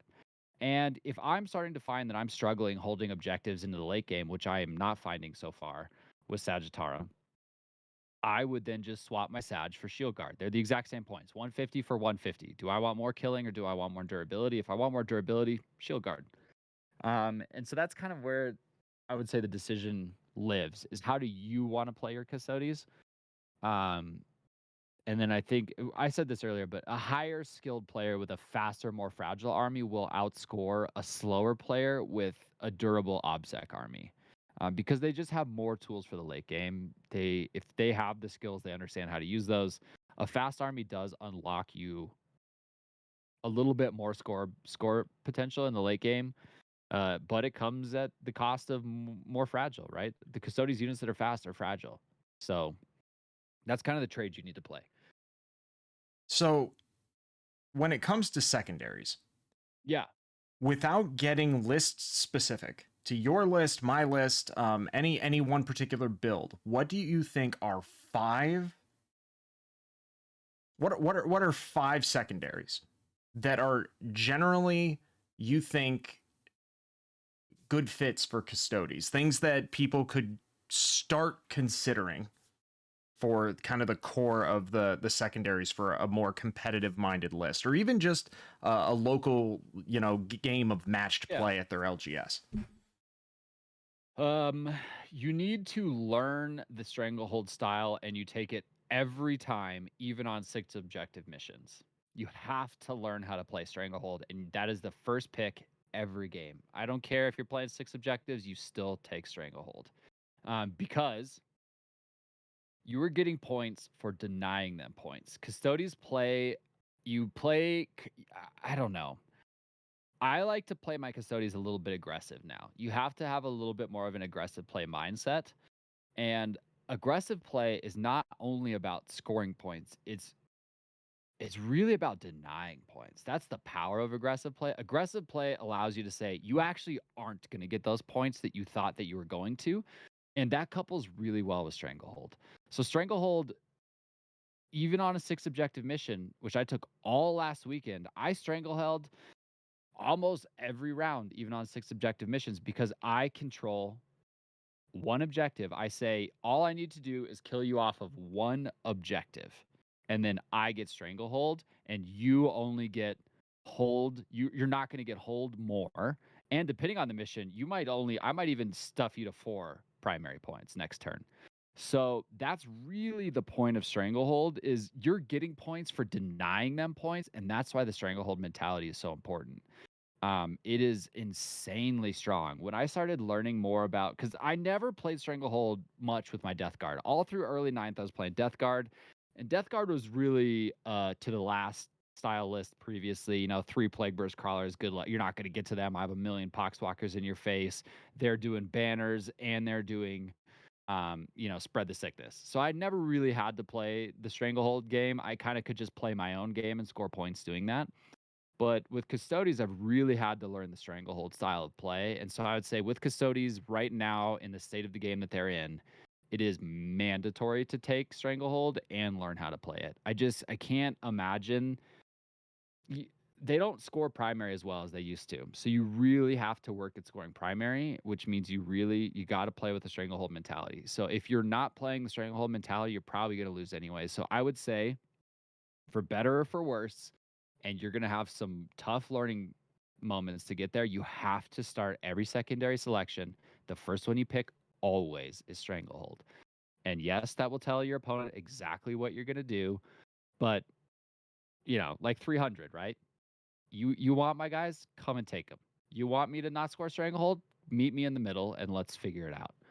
And when they meet you in the middle, you will beat them. And that is your very first pick. My next pick, almost every single game is grind them down. For a very similar reason. That if I'm playing a more aggressive style list right now, if I am not killing you, um, you are gonna win, right? So my list revolves around killing you off objectives, taking that objective. So again, how does my secondary play into my secondary? Stranglehold, hold 3, hold more, right? So I've got my 3 objectives. So did I get my third one by moving onto it and killing you off of it? Did I move onto it and then shoot you off of it? So I'm really building my list around killing you off objectives, which is written into a couple of additional primaries in this new mission book, anyways. So it's more of this getting points for getting points mentality. And that's where grind them down is a great second pick in almost every game, right? Unless you play like knights. I don't know. Probably don't take grind them down against knights, but you have 2 other ones. You take bring it down and Titan Slayer. Can you take are those the same category? I can't even remember. Possibly, yes. But you would take So Titan Slayer against Knights because it's a more guaranteed points than Bring It Down. yeah. Bring It So Down is for like the vehicle heavy guard list right. Or the orc buggies. or the So buggies. grind them down is a good one because in most cases, most armies, you should be able to pick up a unit or 2, maybe 3 a turn. I would say most of my games I kill 2 units a turn, if not 3. They rarely kill 2 back in most of the matches that I played. And this is all since the data slate. I've played 10 games since the data slate got updated. So this is what all this is about. I'm trying to reference as much recent Mm-hmm. memories and data as possible. Um, the next pick for me, then it becomes more match specific. But Abhor is amazing. I think our biggest gatekeepers right now, our Grey Knights, are tough for us. Very tough match. Thousand Suns, tough match. Kind of. Not nearly as tough. So it's a little bit different there. But Abhor is great against those. Abhor's not terrible into NIDs. Because you really need to kill the things that are casting psychics at you, or you're probably going to lose anyway. So it's not a bad pick. So Abhor is a good trick up your sleeve. Um, Banners is one of those ones that's kind of the win more button. If you could toss up a couple banners in the early banners, the way that my list works is it's an auto 5 points. I know that unless I get tabled, I'm gonna get 5 points on banners. Banners will allow you to score potentially up to 15, but realistically, with Custodes right now, you're probably going to score like 9 because you're going to get 5 for the one that you held in the back. You're going to get a couple points here and there, and ideally, you're going to finish the game with 2 banners, if not 3. You're probably going to get 9. I would say consistently with banners with Custodes where they're at. So it's not a bad pick. But yeah, And then I guess given that you're going for stranglehold, you're already you have your three objectives that you intend to sit on, and then just kind of shoot them off the fourth one, so that you're always holding more than them. So, like you said, denying primary and ensuring your secondary. If your intention is to like walk up and hold those objectives, why not slap a banner down on them and use some of the katas, like the conservi one, to perform an action and still shoot, yeah. so that you can plant that banner and still be an effective shooting target. What would that be, like turn two?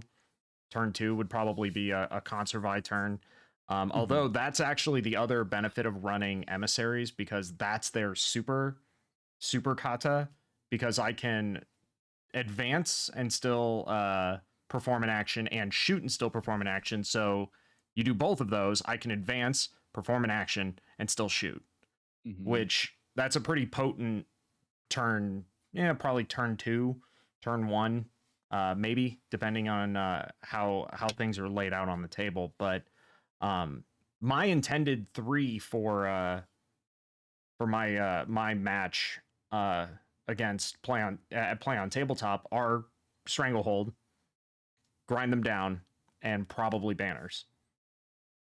You're playing Tau. I would take no prisoner over banners. Oh, I actually okay, so this is actually a good thing. So yeah, and that would be right. I think your third pick with Custodes is always match dependent. I think most lists in the game, pretty much every army has the two that you're going to take, and then you have the third that you're like, I'll probably take that, right? So if you play something with a lot of vehicles, you take bring it down. You play Tau, you take no prisoners. So here's the thing about banners, though. Banners are very powerful when you use them as bait. If you go put up a banner on an objective, it incentivizes your opponent to have to come to that objective. That's where you have your dreadnoughts just hanging out 15 inches away. And that the problem with the dreadnoughts is they're slow and they can't walk through walls, they have to walk around them. You put a dreadnought 15 inches away from a banner, you say, "Come and fucking take it, dude. Like literally, I dare you to come take my banner." Because you will wipe them with your dreadnought, which gets you a lot of movement out of your dreadnought, which is what you really need. So I think that you could bait people with banners, which I think is a very important thing to keep in mind with them. Is that you really banners is good because you're scoring points for just holding objectives. You don't even have to be on it after you put the banner. You just are getting points for having a banner, but you probably want to be on your objectives. You're playing a stranglehold type of game, but you're really baiting people with them. You're really much challenging them to say, "Come and take this, or else I'm going to keep scoring points while I'm scoring points." So that's something to keep in mind with banners is using your banner as a slingshot to counterpunch something much closer to them afterwards, right? You have a dreadnought 15 inches away, they move 9, you have a 6-inch charge, you pile in 3 inches closer to them, you wipe that unit, you consolidate 3 inches closer to them. Your dreadnought just moved, uh, what is that? A foot in combat plus 9 inches. Uh, what is that 21 inches in a turn? and it A wasn't even the dreadnought. movement phase. Well, that would be 9 inches including the Oh, movement 9 inches phase, right? included. So Yes, yeah. they move 21 inches, right? So that's really what the power of banners allows you to do is to slingshot when you bait somebody into coming to take it. In your follow up, you just slingshot off of it. You take it back, or maybe you don't even take the banner back or even put one there, but you can slingshot off of the unit that challenged your banner, and that gains you critical movement at times with slower units that really need additional help, like the dreadnoughts. The bikes are a great counterplay into the banner bait. Also, bikes have a stratagem that allows you to do an additional 3-inch consolidate. I think it's Uh, called rapid maneuver or something like that. I Um, have the book right here for just such an occasion. Let's yeah, it's not. I don't know. It allows you an sweeping additional 3-inch. advance. Yeah, sweeping Sweeping advance is advance. crazy on bikes. So bikes move 14. You kill a unit, right? So if you really surgical with your bikes, you make your charge, and with that strat, if you're surgical with how you move them, you can really gain up to 9 additional inches after you've made your charge, which is probably 6 inches or so. Like you're moving your bikes crazy fast. You put them behind something obscuring to protect them, You really just have to play really finessey with bikes now because they are glass cannons. They don't have much in the sense of durability unless you're running shadow keepers and you make all incoming attacks on them -1 strength. That's about the only real defense bikes have left, except for this strat to be able to kill something and then consolidate behind a wall to hide. It's really important to kind of keep these kinds of things in mind. So against Tau, I would say take no prisoners because no prisoners gets you points for getting points. No prisoners is great against Tau, depending on their build. If they have a lot of drones, a lot of suits, these just give you tons of points. So it's something to consider. But yeah, your third pick is probably between those. It really is match dependent, but I take grind and strangle every game. And sometimes grind can be a trap. Like I lost the final round of this GT this weekend against a teammate by 1, and it literally there was turn 4, he killed a tank that if he wouldn't have killed the tank, I would have gotten grind and won that game by 2. So grind can be a problem. It can be a little swingy, but it just kind of goes back to my mentality with Custodes right now that if I'm not killing more than you are, something's going very wrong in the game because I've only got like 10 units. And if you're killing more of my units than I am of yours, we're trading bad. I'm not scoring well. It's already going bad. So I kind of just take grind and just know like, fuck, I got to kill you, man. Like if you come out, I have to kill you. And so that's kind of where I'm at with secondaries. Gotcha. Yeah, the secondary picking is you highlighted a totally additional factor of secondaries that I wasn't even considering. The idea of like you taunt your opponent like I've planted my flag on this objective and you can Hmm. sit there and know that I'm going to keep getting points for that objective until you come and stop me. Hmm. I was talking with Tycho from Play on Tabletop again, name drop. He um he and I were talking about secondaries and he said like, picking secondaries that rely on your opponent or like their opponent that you have input, that is to say like you as my opponent have the ability to impact my ability to score points rather than me picking secondaries that are entirely about my actions scoring points Hmm. like stranglehold. That's a me thing. Any action based one, that's a me. Whereas something like mental interrogation, that is something that you can have a direct impact on immediately. Hmm. So being able to know when and where to take secondaries that, like for example, against Tau, taking mental interrogation is a much safer prospect because they don't have psychers or against sisters of battle like that because one they have a shit ton of characters, so being within 18 inches of a character isn't going to be hard, but it's also something you don't take against Tyranids because they'll just deny you right off the table. Hello, Kitty. So, Yeah. the Sauce Cat has decided to join us, Yeah. Hanging out. Just but saying hello. so it the secondary game we seem to have covered that. I guess I will once again ask chat like would you guys have any additional questions for Sauce? I mean I'll do my best to offer input, but again like there's a reason why he is here. One, because I really like him and he's a good buddy of mine, but the other reason is that he has more knowledge on this subject than anyone I have the pleasure of knowing personally. And this army is in, like you said, in a very interesting place. It is. We are weaker, but we're not dead. No, we're not. I think the right list in the right hands is still A tier. I would say as a whole, the army's B tier now. It really, really, really got punished for doing what it's supposed to do, which is just have some units with OBSEC. And now it just kind of has no units with OBSEC, but it to me, it's a shooting Forge World list now, and it shoots really damn good. It shoots really hard, which I really like, and I think that there's some interesting new ways to list build. Losing salvo bikes is brutal, but what you could get for less than that? For 205 points, you get a tank with 3 salvo launchers on it that have longer range. The tank just has a 3 up, 5 up, and doesn't get karate. So there's trades. We still have answers. It's just you got to figure out what to do and what your list really needs. The problem I would say is Custodes right now. The biggest problem with Custodes right now, as a collector, casual player, even a tournament player, is Custodes are kind of pay to win. I think they're kind of pay to stay competitive because you really need the um the additional options that you find in Forge World. You really need Forge World to fill out your list about what you need. Like, do I need a little bit more damage 3? You know where you get that? 0 places in the Custodes book. You only get that from Forge World. And so that's the real problem. Is I feel like Games Workshop kind of priced out their own plastic in this nerf and balance update. They kind of just said, "Hey, do you need a versatile shooting list? Do you need additional shot options that aren't just salvos?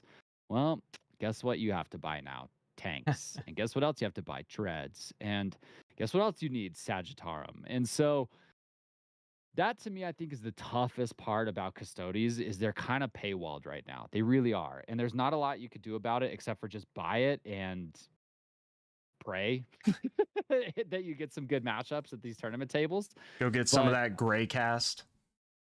yeah, so that's, I think, the big problem is you need versatility in your shooting. I don't think it's the best melee list anymore because if you don't kill a unit off an objective, depending on what charged it, you might not hold it. I don't know. That's kind of my big thing. I think that there's still some interesting builds and just tons of infantry, right? Just a shit ton of shield guard as Solar Watch is actually an interesting army. I don't think it's as competitive or as good as a fast shooting Forge World Custodes army with somebody who's capable of really controlling the power, right? It's a very powerful army, but if you expose too much, you'll die, right? I was in full control of my match Tuesday night against the Hail of Doom Eldar list until turn 2.5. I had to overextend turn 2 to get Strangle, which I should have just said, you know what, you're going to get Strangle this turn. It's not worth losing my army for. I thought that he would not kill basically my whole army in return, and he did. And so you have to really show restraint when you play the Custodes shooting style list. You have to really choose your lanes. You have to really choose when to unleash. And it can shift a game, right? So in the GT last weekend, I got paired into Oathway, round 4. And he deployed it in a way that I knew that if I went first, I could pick up a lot of his army. And I weighed the odds. I said, okay, if I pick up 1 Fire Prism, he will really struggle to take down the rest of my list. And I killed a Fire Prism. I almost killed both of his Fire Prisms in one shooting phase. I almost killed his transport full of Banshees. And I said, I was like, if I can pick up all of this, it's worth overextending because it will pick up the things that can't kill me. You know what I mean? Like all he's got after that is things that are going to have a hard time killing me back. And that's exactly what happened. I won that game like 84-20. And so it you really have to show restraint with the Custodes shooting list. God, my cat she's insane right now. Yeah, She just is like she's like this. she's like, hello, pet me, pet me, pet me, hi. Your So microphone is now its scratching post. I know I'm gonna have cat hair on my mic screen forever. So I don't know. I think that when it comes to building a list and thinking about where we're at in the state of it, I think that you really want to play do I want to play slow and durable with OBSEC because they still like Custodes, a shitload of Custodes troops still has a shit ton of OBSEC, right? Like, don't get me wrong. They do count as 2 Right. OBSEC. You put 20 shield guard on an object or 10 shield guard on an objective, counting as 20 OBSEC models. Those aren't dying. They're really not, especially if you touch 1 or 2 of them against a piece of terrain so that you can get cover save on a couple of them. You start all your saving rolls there. You're not clearing that objective. The problem is if somebody actually clears that objective, now what? Like, how are you going to get across the board? How are you going to score late game? And so that's what I don't like about that list. So when it comes to my list, it's very glass cannony, very glass cannon. If I see you, you are dead. You are so dead against my list. But if I don't kill you somehow, or if I overextend, I'm very vulnerable. My tanks are fragile. So if you're playing against the Forge World shooting Custodes list, the Dreadnoughts only have a 5-up invul if they're running the shooty one. If they're running the shield one, they have a 4-up invul. So good luck with that guy. But that guy's not really shooting you too hard. The shield dread, he's kind of just there to just be annoying. He doesn't really die. He doesn't kill a lot. He'll pick up infantry off an objective, but so he's a good counter to have hiding behind a wall if you're playing a banners list. If you're playing a banners list, put a banner on objective, you keep him 15 inches away, you say, "Come and take my banner." See what happens. See what happens. Let's start trading. And he'll kill whatever's on that objective. But the shooty dread only has a 5-up invul. So Glam is wondering, what is one point of weakness to target when playing against Custodes? What is something we don't do well, or something that can be utilized to put us in the ground? The things that scare you the most, like not even taking into like, oh, if the Custodes player overextends, you target their more fragile units that are high damage, like your Caladius tanks. If I were to take a guess, and you could tell me right or wrong, outside of player mistakes,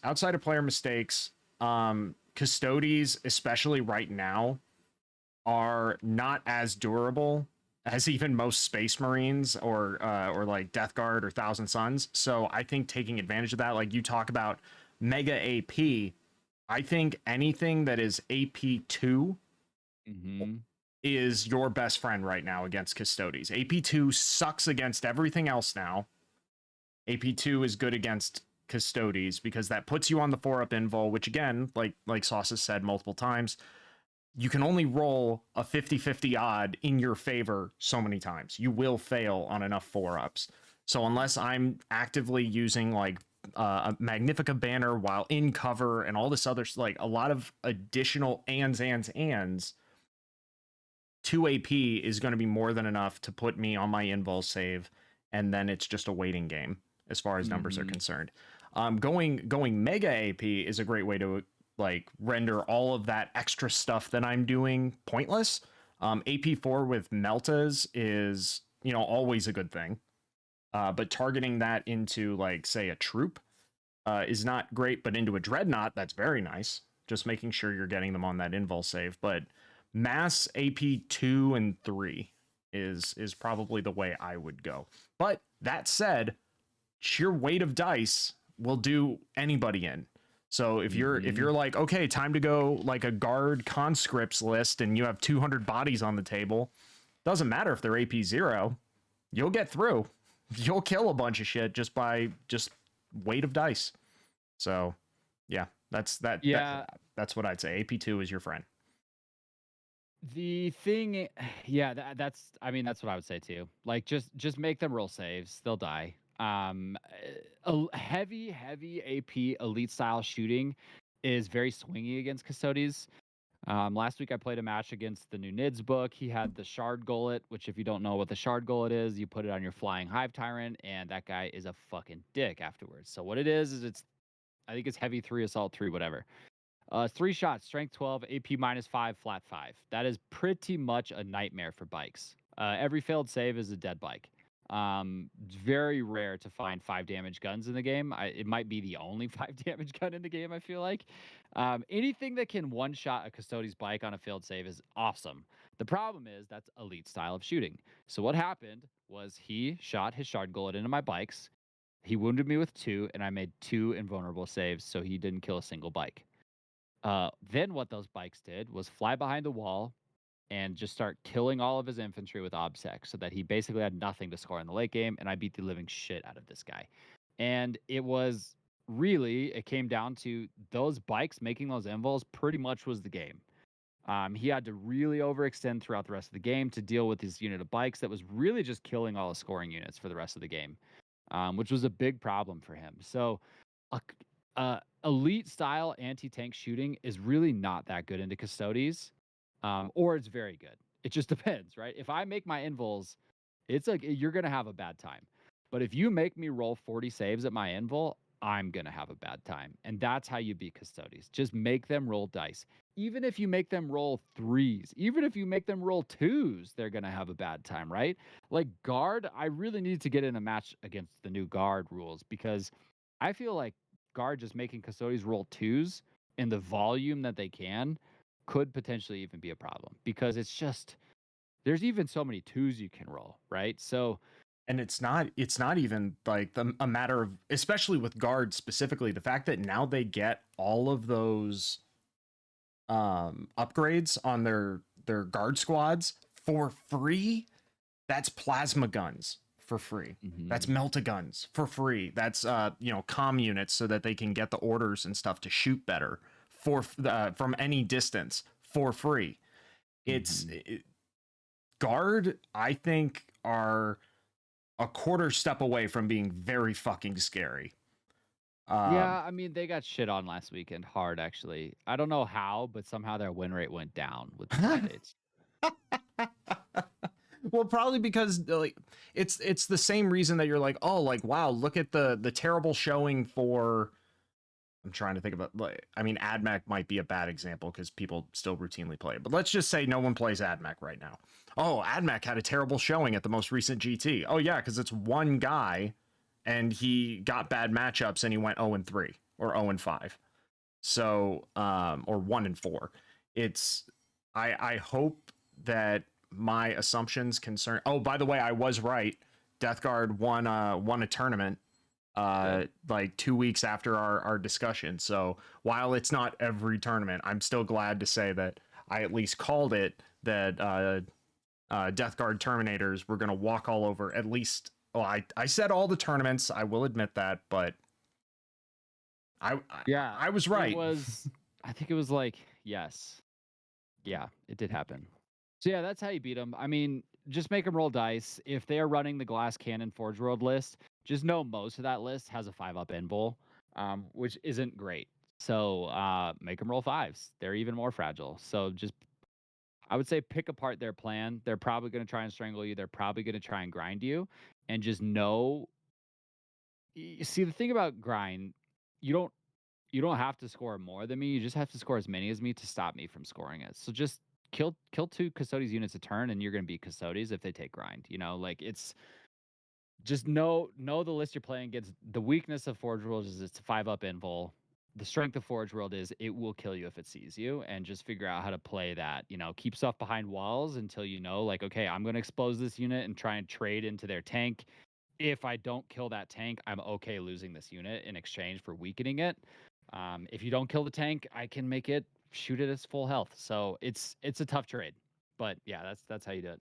That actually grind them down, obviously, like just like working to try to like focus fire down like even two Custodes units and keeping your stuff well positioned to hide from at least as much damage as you can mitigate. That's great, but also the idea that you were just saying that it's kind of an inbuilt thing that Custodes have to go for stranglehold because you're playing for points, you're playing for Mm-hmm. objectives. If you're wanting to use secondaries to try to, like, how do I utilize my secondaries, or how do I try to mitigate a Custodes player's secondaries? Shoot the Just find whatever objective in the middle of the table, be it a 5 objective game. It's pretty simple. It's the one in the middle. It's the one we're both going to fight over anyway. But you shoot the shit out of them and get them off that objective, because getting them off of 3 not only costs them primary, it costs them stranglehold points as well. Mm-hmm. So just like you even said it, by taking stranglehold, you inform your opponent of what your plan is. They know where to go, they know where to shoot Mm-hmm. in Right. order to pop you off your objective and make you Yeah. lose. Stranglehold is 3 points a turn, plus potentially hold more, which is another 4 points. So if they shoot you off of your third stranglehold objective, you just cost them 7 points. Yeah. And if you deny me stranglehold, you probably hold more. So it's actually a 7-point swing. And if you grind me, it's a 10-point swing.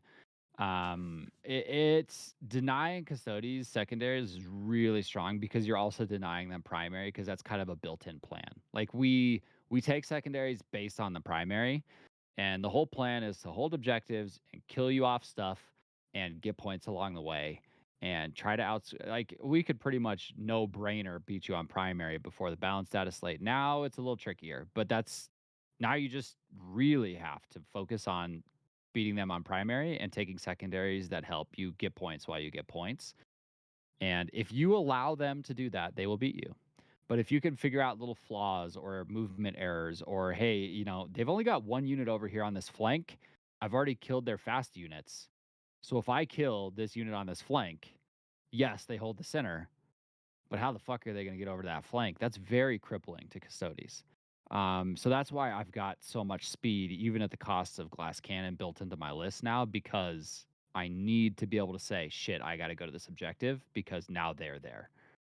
And even the tanks count as two models, right? So if somebody puts, Eldar, right? Drukari, they put a Venom on an objective in the late game. All I got to do is put one of my tanks on that objective and it's mine. Yeah, they don't have OBSEC, but it's two models. So that's my late game plan is just put my last couple fast units where I need to just keep strangling you no matter what. Even if that means in the early game, I've got some weak units. And they're not by any means a weak unit. They just are fragile. So I just have to play really cagey, really smart. But if you catch them making errors, if you catch them losing out on their speed to be able to score in the late game, which is why I don't love the infantry lists. I think a lot of people are memeing about like, oh, 30 shield guard, that's the future Custodes. It's really good. Like it is. But if you start to disrupt that plan, it crumbles. There's really no flexibility in the late game. There's not like, you can only advance so far, right? You're only realistically moving 9 inches a turn if you're playing the shit I need to run across the table game. That's not enough. Well, you put Um, 3 units of 10 bodies, you march them up the board, they sit on objectives, and that's what they do. If you lose any one of those points, you can't, like, you're not like, okay, well, time to bring in my strategic reserves additional unit of 10 custodian guard. Like, you've got nothing. You've yeah, lost that objective. You're not going to get it back. right. You don't have anything else in that list. 30 custodian guard with shields is 1,500 points. So in that list, you have a shield captain on bike, and you have Trajan, and you have an extra. Um, sheesh, you have enough points to take a prosecutor squad, and that's pretty much it. And that's the home objective sitter. Yeah. So that's your list. Like if you lose a shield guard squad, you lose the game. And so that's my problem with that style of play right now. I mean, really, that's the biggest thing that I think we've learned since the data slate is we're a Forge World army again, which does suck. Not all Forge World gets karate, right? Which is a problem. The karate thing is a very interesting shift in the game. Um, some Forge World gets karate, some doesn't. Um, yeah, Yeah, that's a whole nother can of worms of like when and how to utilize the Custodes karate, which I can't believe we didn't touch on.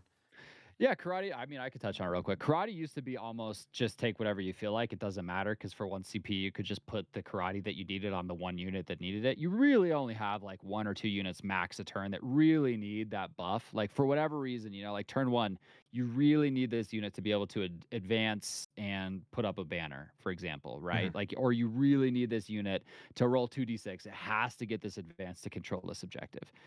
Other than that, first turn, which you still need to I think your first karate pick is most important based on the secondaries that you choose. The middle karate is kind of whatever. Like it's just kind of like randomly, it's really useful. Most of the time, it's not. Every once in a while, you're like, oh yeah, I do this thing. Emperor's Chosen double Rendax is very strong against vehicles and monsters. Um, it used to be a lot less brain power to put that together because you would just say, I'm in the wrong karate right now, but this is the only unit that really needs it and really cares. For one CP, they have it. You get to do that once a game now. So the toolbox is removed. So karate is actually very important to pick right now, but at the same time, it's just not that important to the game.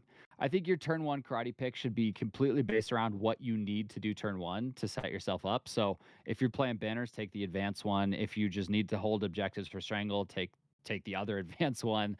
I'm Emperor's Chosen, so I always have Rindax in there. Everybody to a degree has a vehicle or a monster. Every list you're going to play has a vehicle or a monster, so Rindax is fine. It's just you take a second turn or third turn. And then I usually take the +4 inches or shoot twice with the Auric weapons. The shoot twice with the Auric weapons is hilarious in my list because Trajan's the only one that can use it. So I pretty much just usually what I do is I start in Callistus, which is roll 2 dice when you advance. Then I go into each unit counts as having remained stationary, which is great for my Sagittarum to really get them into the middle of the table to start causing problems the second turn. Then I will either, based on the match, if I'm playing where I know I have to really start ripping vehicles, then I'll go double Rindax, then I'll go top of Rindax, then I'll go Salvus to end the game because I think Salvus is a good game ender. The additional it's either a good game starter or a game ender. The additional 4 inches kind of really only matters in either one of those because the rest of the game, everything's close enough that you could shoot it anyways. At the end of the game, you might need that extra 4 inches of range. But with the Forge World list, only my Sagittarum and that's it, actually get my karate, my dreads and my tank stones. So Dreads don't get karate? What? Dreads don't get karate? No. Oh, big sad. Yeah. So, yeah, it's in a nutshell, it's not. It's more important than it used to be because now you have less flexibility, but at the same time, with the direction that lists have gone, most units don't get it anyways, so, like, it doesn't really matter. It's it's really nice for first turn scoring or for first turn killing when you really need it, but that's really it. It's really just what do you need right out of the gate. That's actually a very important card to pick. After that, it's like, yeah, it's whatever. It's It's funny. not huge. It's funny how similar your 3 right now is to the 3 that I'm probably going to be running with my emissaries. It's going to be Conservi, Rendax, Salvus. Mhm. And Conservi specifically because, like I said, the ability to, like, probably turn 1 will be the one half, like part 2, that allows you to shoot and still perform an action. No, advance and still perform an action. So I can get up and perform the action, hopefully on the middle objectives. And then turn 2, I'm going to super karate. So I can, Mhm. if you've come back and attacked me and potentially, which potentially against Tau, it's very likely they could run up and knock me off that banner. Even if they don't kill me off of the objective, they could have more bodies on there. Even contesting an objective takes down my banner. So killing them off of it, putting my banner back up, and still being able to shoot is going to be important. But I think I might Yeah. even consider super doctrinating first, and then it'll be Rendax 2 turns in a row for both parts, and then Salvus, like you said, for the extra range Mhm. will probably Yeah, be. Are and that's Custodes where flyers worth it? How's the gunship? Awful. It's bad. It's 450 points of Yeah, and it's too big to fit in the deployment zone. So if you get the hot dog, what is that? Is that Dawn of War? Is Dawn of War the hot dog? You just can't even use it turn one. It just sits there. So Yes, it is. yeah, don't take those. This is a hot dog. If you're playing against Custodes and they take the flyer, you're gonna have a good time. This is the hammer, and this is the hamburger and anvil. Yeah. So yeah. And also, it's like if you're buying it from Forge World, isn't it like $500? Yeah, it's crazy. It's $500 for a 4. You're paying more dollar. It's a decimal points worth of points to the dollar value for how much money you're spending. What's the diagonal one? A taco? No, it's sandwich. That's Sammy's cut on the diagonal, because if you cut your sandwiches like in half either one of these directions, you're a monster. Sandwiches taste better when cut at an angle. Everyone knows this. We've all known this since we were children. And if you think otherwise, leave my chat. Get out of here. Go and get out of here. Go get. So what else? So I guess I'll leave it out to chat like another minute or two to open questions. I don't wanna keep Sauce here too long. But of course now everyone's yelling, who cuts sandwiches? Our taco. I thought tacos were sandwiches. Of course they're tacos are sandwiches. We've had this discussion. I converted Sauce about this. That was actually that I was pretty fucking proud of that. I never thought that my argument would ever get through to anybody. But as far as like to summarize everyone, as far as playing Custodes, now actually might be the best time to get into Custodes, but not for the reason you might think, because all the wannabe Custodes players, all the people who got into them because they were meta, are selling their armies right now. Yeah, you get some great deals. You can get on eBay right now and get some killer deals for a Custodes army. So now is the time. Now is the time to get into Custodes. Go on eBay, go to your local game store, see if somebody's throwing out an army that's partially painted or not even assembled. I traded and a Necro well before the 9th edition Custodes Codex came out. I traded a almost entirely from bargain boxes, box sets like the Indomitus box and the Battle Force box, a Necron army for 2,000 points of Custodes, 2,000 plus points of Custodes, and that was the greatest trade I ever made. Yeah. And it wasn't even built, nuance brew, but yeah, any to get into Custodes, what box would you recommend first? If and when it finally ever comes out, the Start Collecting box is the Combat Patrol box is a good deal. Especially because you do get prosecutors, which are great home objective holders, and you get a lot of value out of that box set. Yes.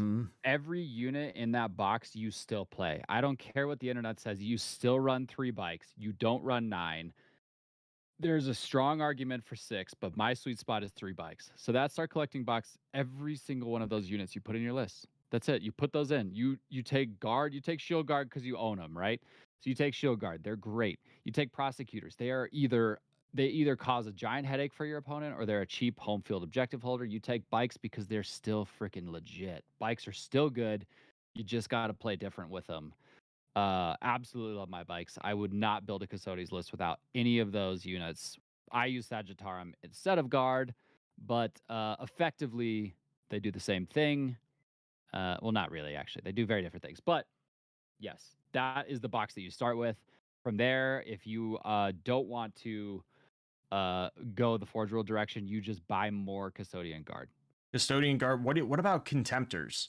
The plastic Contemptor? No. No. Good. No, you never take those. You take the Forge World Contemptors. Yeah, that's another good thing to remind people. There is a plastic Custodes Contemptor Dreadnought. There's a reason why people forget about it, because for its points, it is garbage compared to what their Forge World equivalent is. The Achilles and the Galatus, between the two, I would probably give the edge to the Galatus, because especially now, because it's more survivable. Having a 4-up invul save and being -1 to hit in melee, plus like give that thing Eternal Penitent. That thing is a beat stick. It's -7 attacks in melee, flat 3 with a flamer attached to the sword. It's real good. I would give the edge to the Achilles. I think the Achilles is better. Yep. Ooh. For just because of how much strength it's swinging with. Yeah, so it has better shooting, like uncontested better shooting. Oh, absolutely. It's able to be you're able to have 6 flat 3 damage shots on it, which is really good in the game right now. Absolutely fucks Terminators, which you really need. You need to be able to say, does that have 3 wounds? Okay, it's dead. And the spear in combat is insanity. It is insanity. That thing absolutely kills anything it touches. So yeah, I actually think the Achilles is better. But it comes back to, this is the debate. Are you playing shooty toads or are you playing stand there and fight me toads? If you're playing stand there, fight me toads, the shield dread is better. I play battle toads. So Glam asks, how's the Custodes half of the Gene Stealers box with the Blade Champ?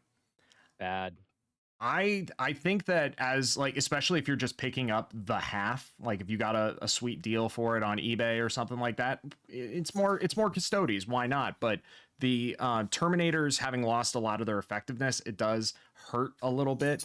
The Blade Champ has yet to really find its place. I think the place that the Blade Champ lives best is as an HQ in a 500 or a 1000 point game alongside at 500 points as your only character choice, and then at 1,000 points alongside a Dawn Eagle jet bike captain, because the Blade Champ at those levels doesn't have enough targeting threats that it'll just mincemeat through just about anything. Unfortunately, getting higher than that, it becomes, in my opinion, more of just a stylistic choice as opposed to a an actual like punch like must take character, the way that it used to be with Trajan shield captain on Dawn Eagle jet bike, and then Praetorian plate Terminator captain, which just disappeared.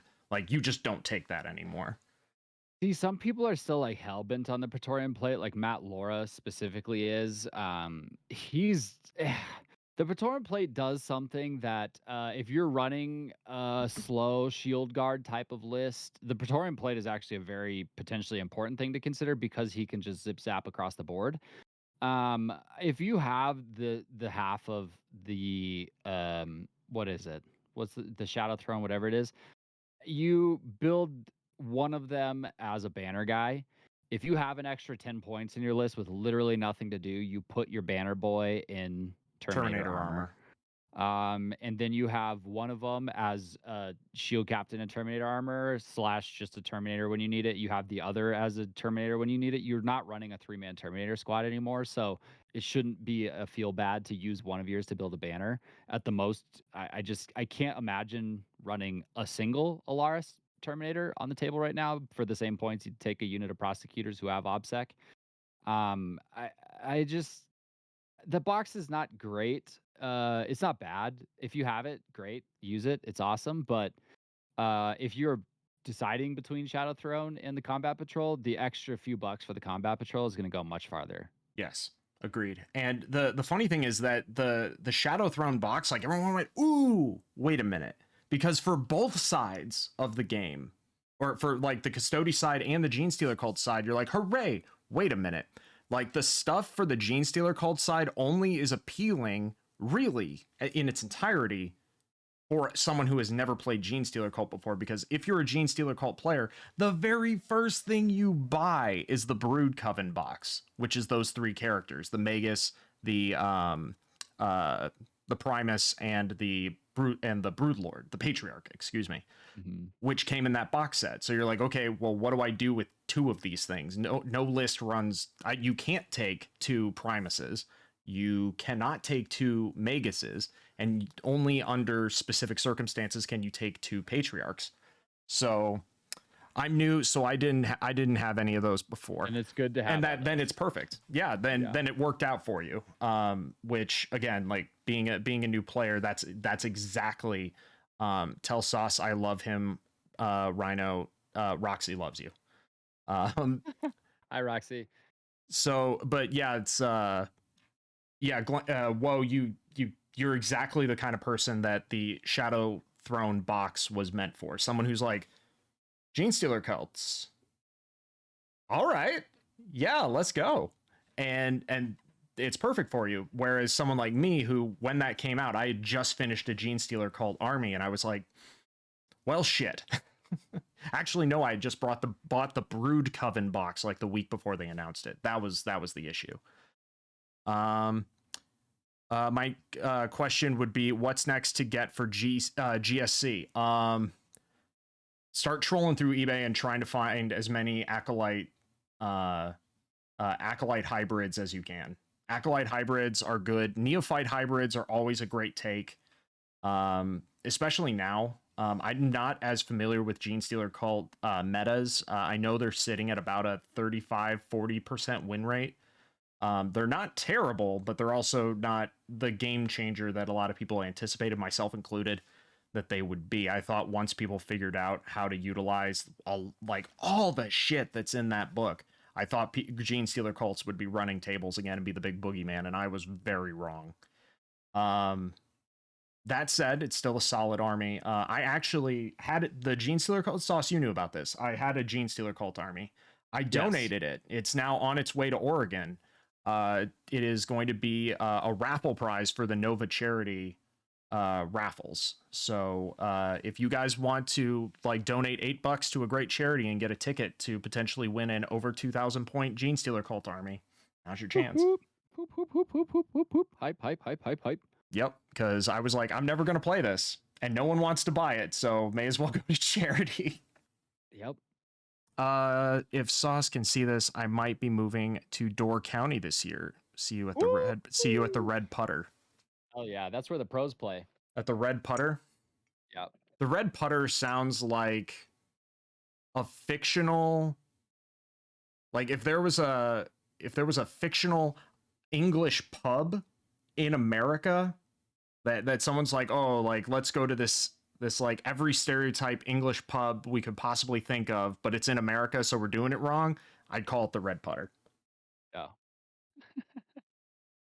So, okay, guys, this time for sure, last chance questions about playing Custodes, unit choices, what to buy, how to build, how to paint.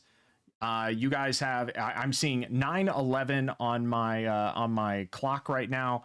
You have 4 minutes to ask questions, and then we're gonna wrap up and let Sauce get on with his day. Not like British people work there.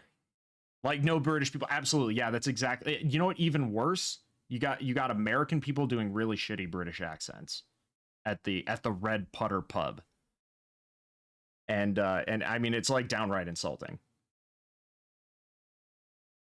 Oh, okay. What else? I always confuse Patriarch and Broodlord too. Yeah. They're I thought they were the same unit, and then I looked at the models side by side and I'm like, this Patriarch's got this weird tail penis thing going on, and the Broodlord doesn't. And that kind of makes me upset. Like why's it gotta have the cock spike? One is on a pipe and the other is on a rock. I mean, yeah, but there's also the tail thing, and the Patriarch has more like of this like exposed brain thing because it's big brain boy. Everybody loves brain. The big brain. That was the, if anybody was gonna be like the sneaky mortal wound output army, I would have thought it would have been Gene Stealer Cult, because they're all about being sneaky, hitting you where you least expected. I would have expected more mortal wound output to be out of them. Also, Bugs, dude. Big City is insane. They beat the fact that they changed. This is just me going on a rant. The fact that they changed the Brood Brothers rules to that you can only have Astra Militarum Brood Brothers be a quarter of your army's total point value. That's frustrating. Granted, the Brood Brothers stuff wasn't like the real reason why you took Gene Stealer cults, but that still hurts. I would have also wished there was a rule that you could soup in a knight and not break your coven. And I think that would have still fit flavor, and I don't think it would have broken gameplay, because it would have given them that big hammer that Gene Stealer cults really don't have. All right. I'm not seeing any questions. So I think with that, we will be ending the recording on this particular episode of Office Hours, where we took our time to at least attempt to go through the very basics of getting started with Custodes, picking models, painting models, and then some tactics for casual, pseudo-casual, and then more competitive-minded play post the now infamous April data slate. So thank you very much to my guest, the Sauce. Again, here in chat, !Sauce will get you a link to his Instagram, his YouTube channel, as well as his merch website called Spruce Lair. I have that hat he's wearing. I have a short and a long sleeve t-shirt with the Spruce Lair logo. The shirts are soft as hell, very high quality. Do recommend. Great design work on Sauce's part.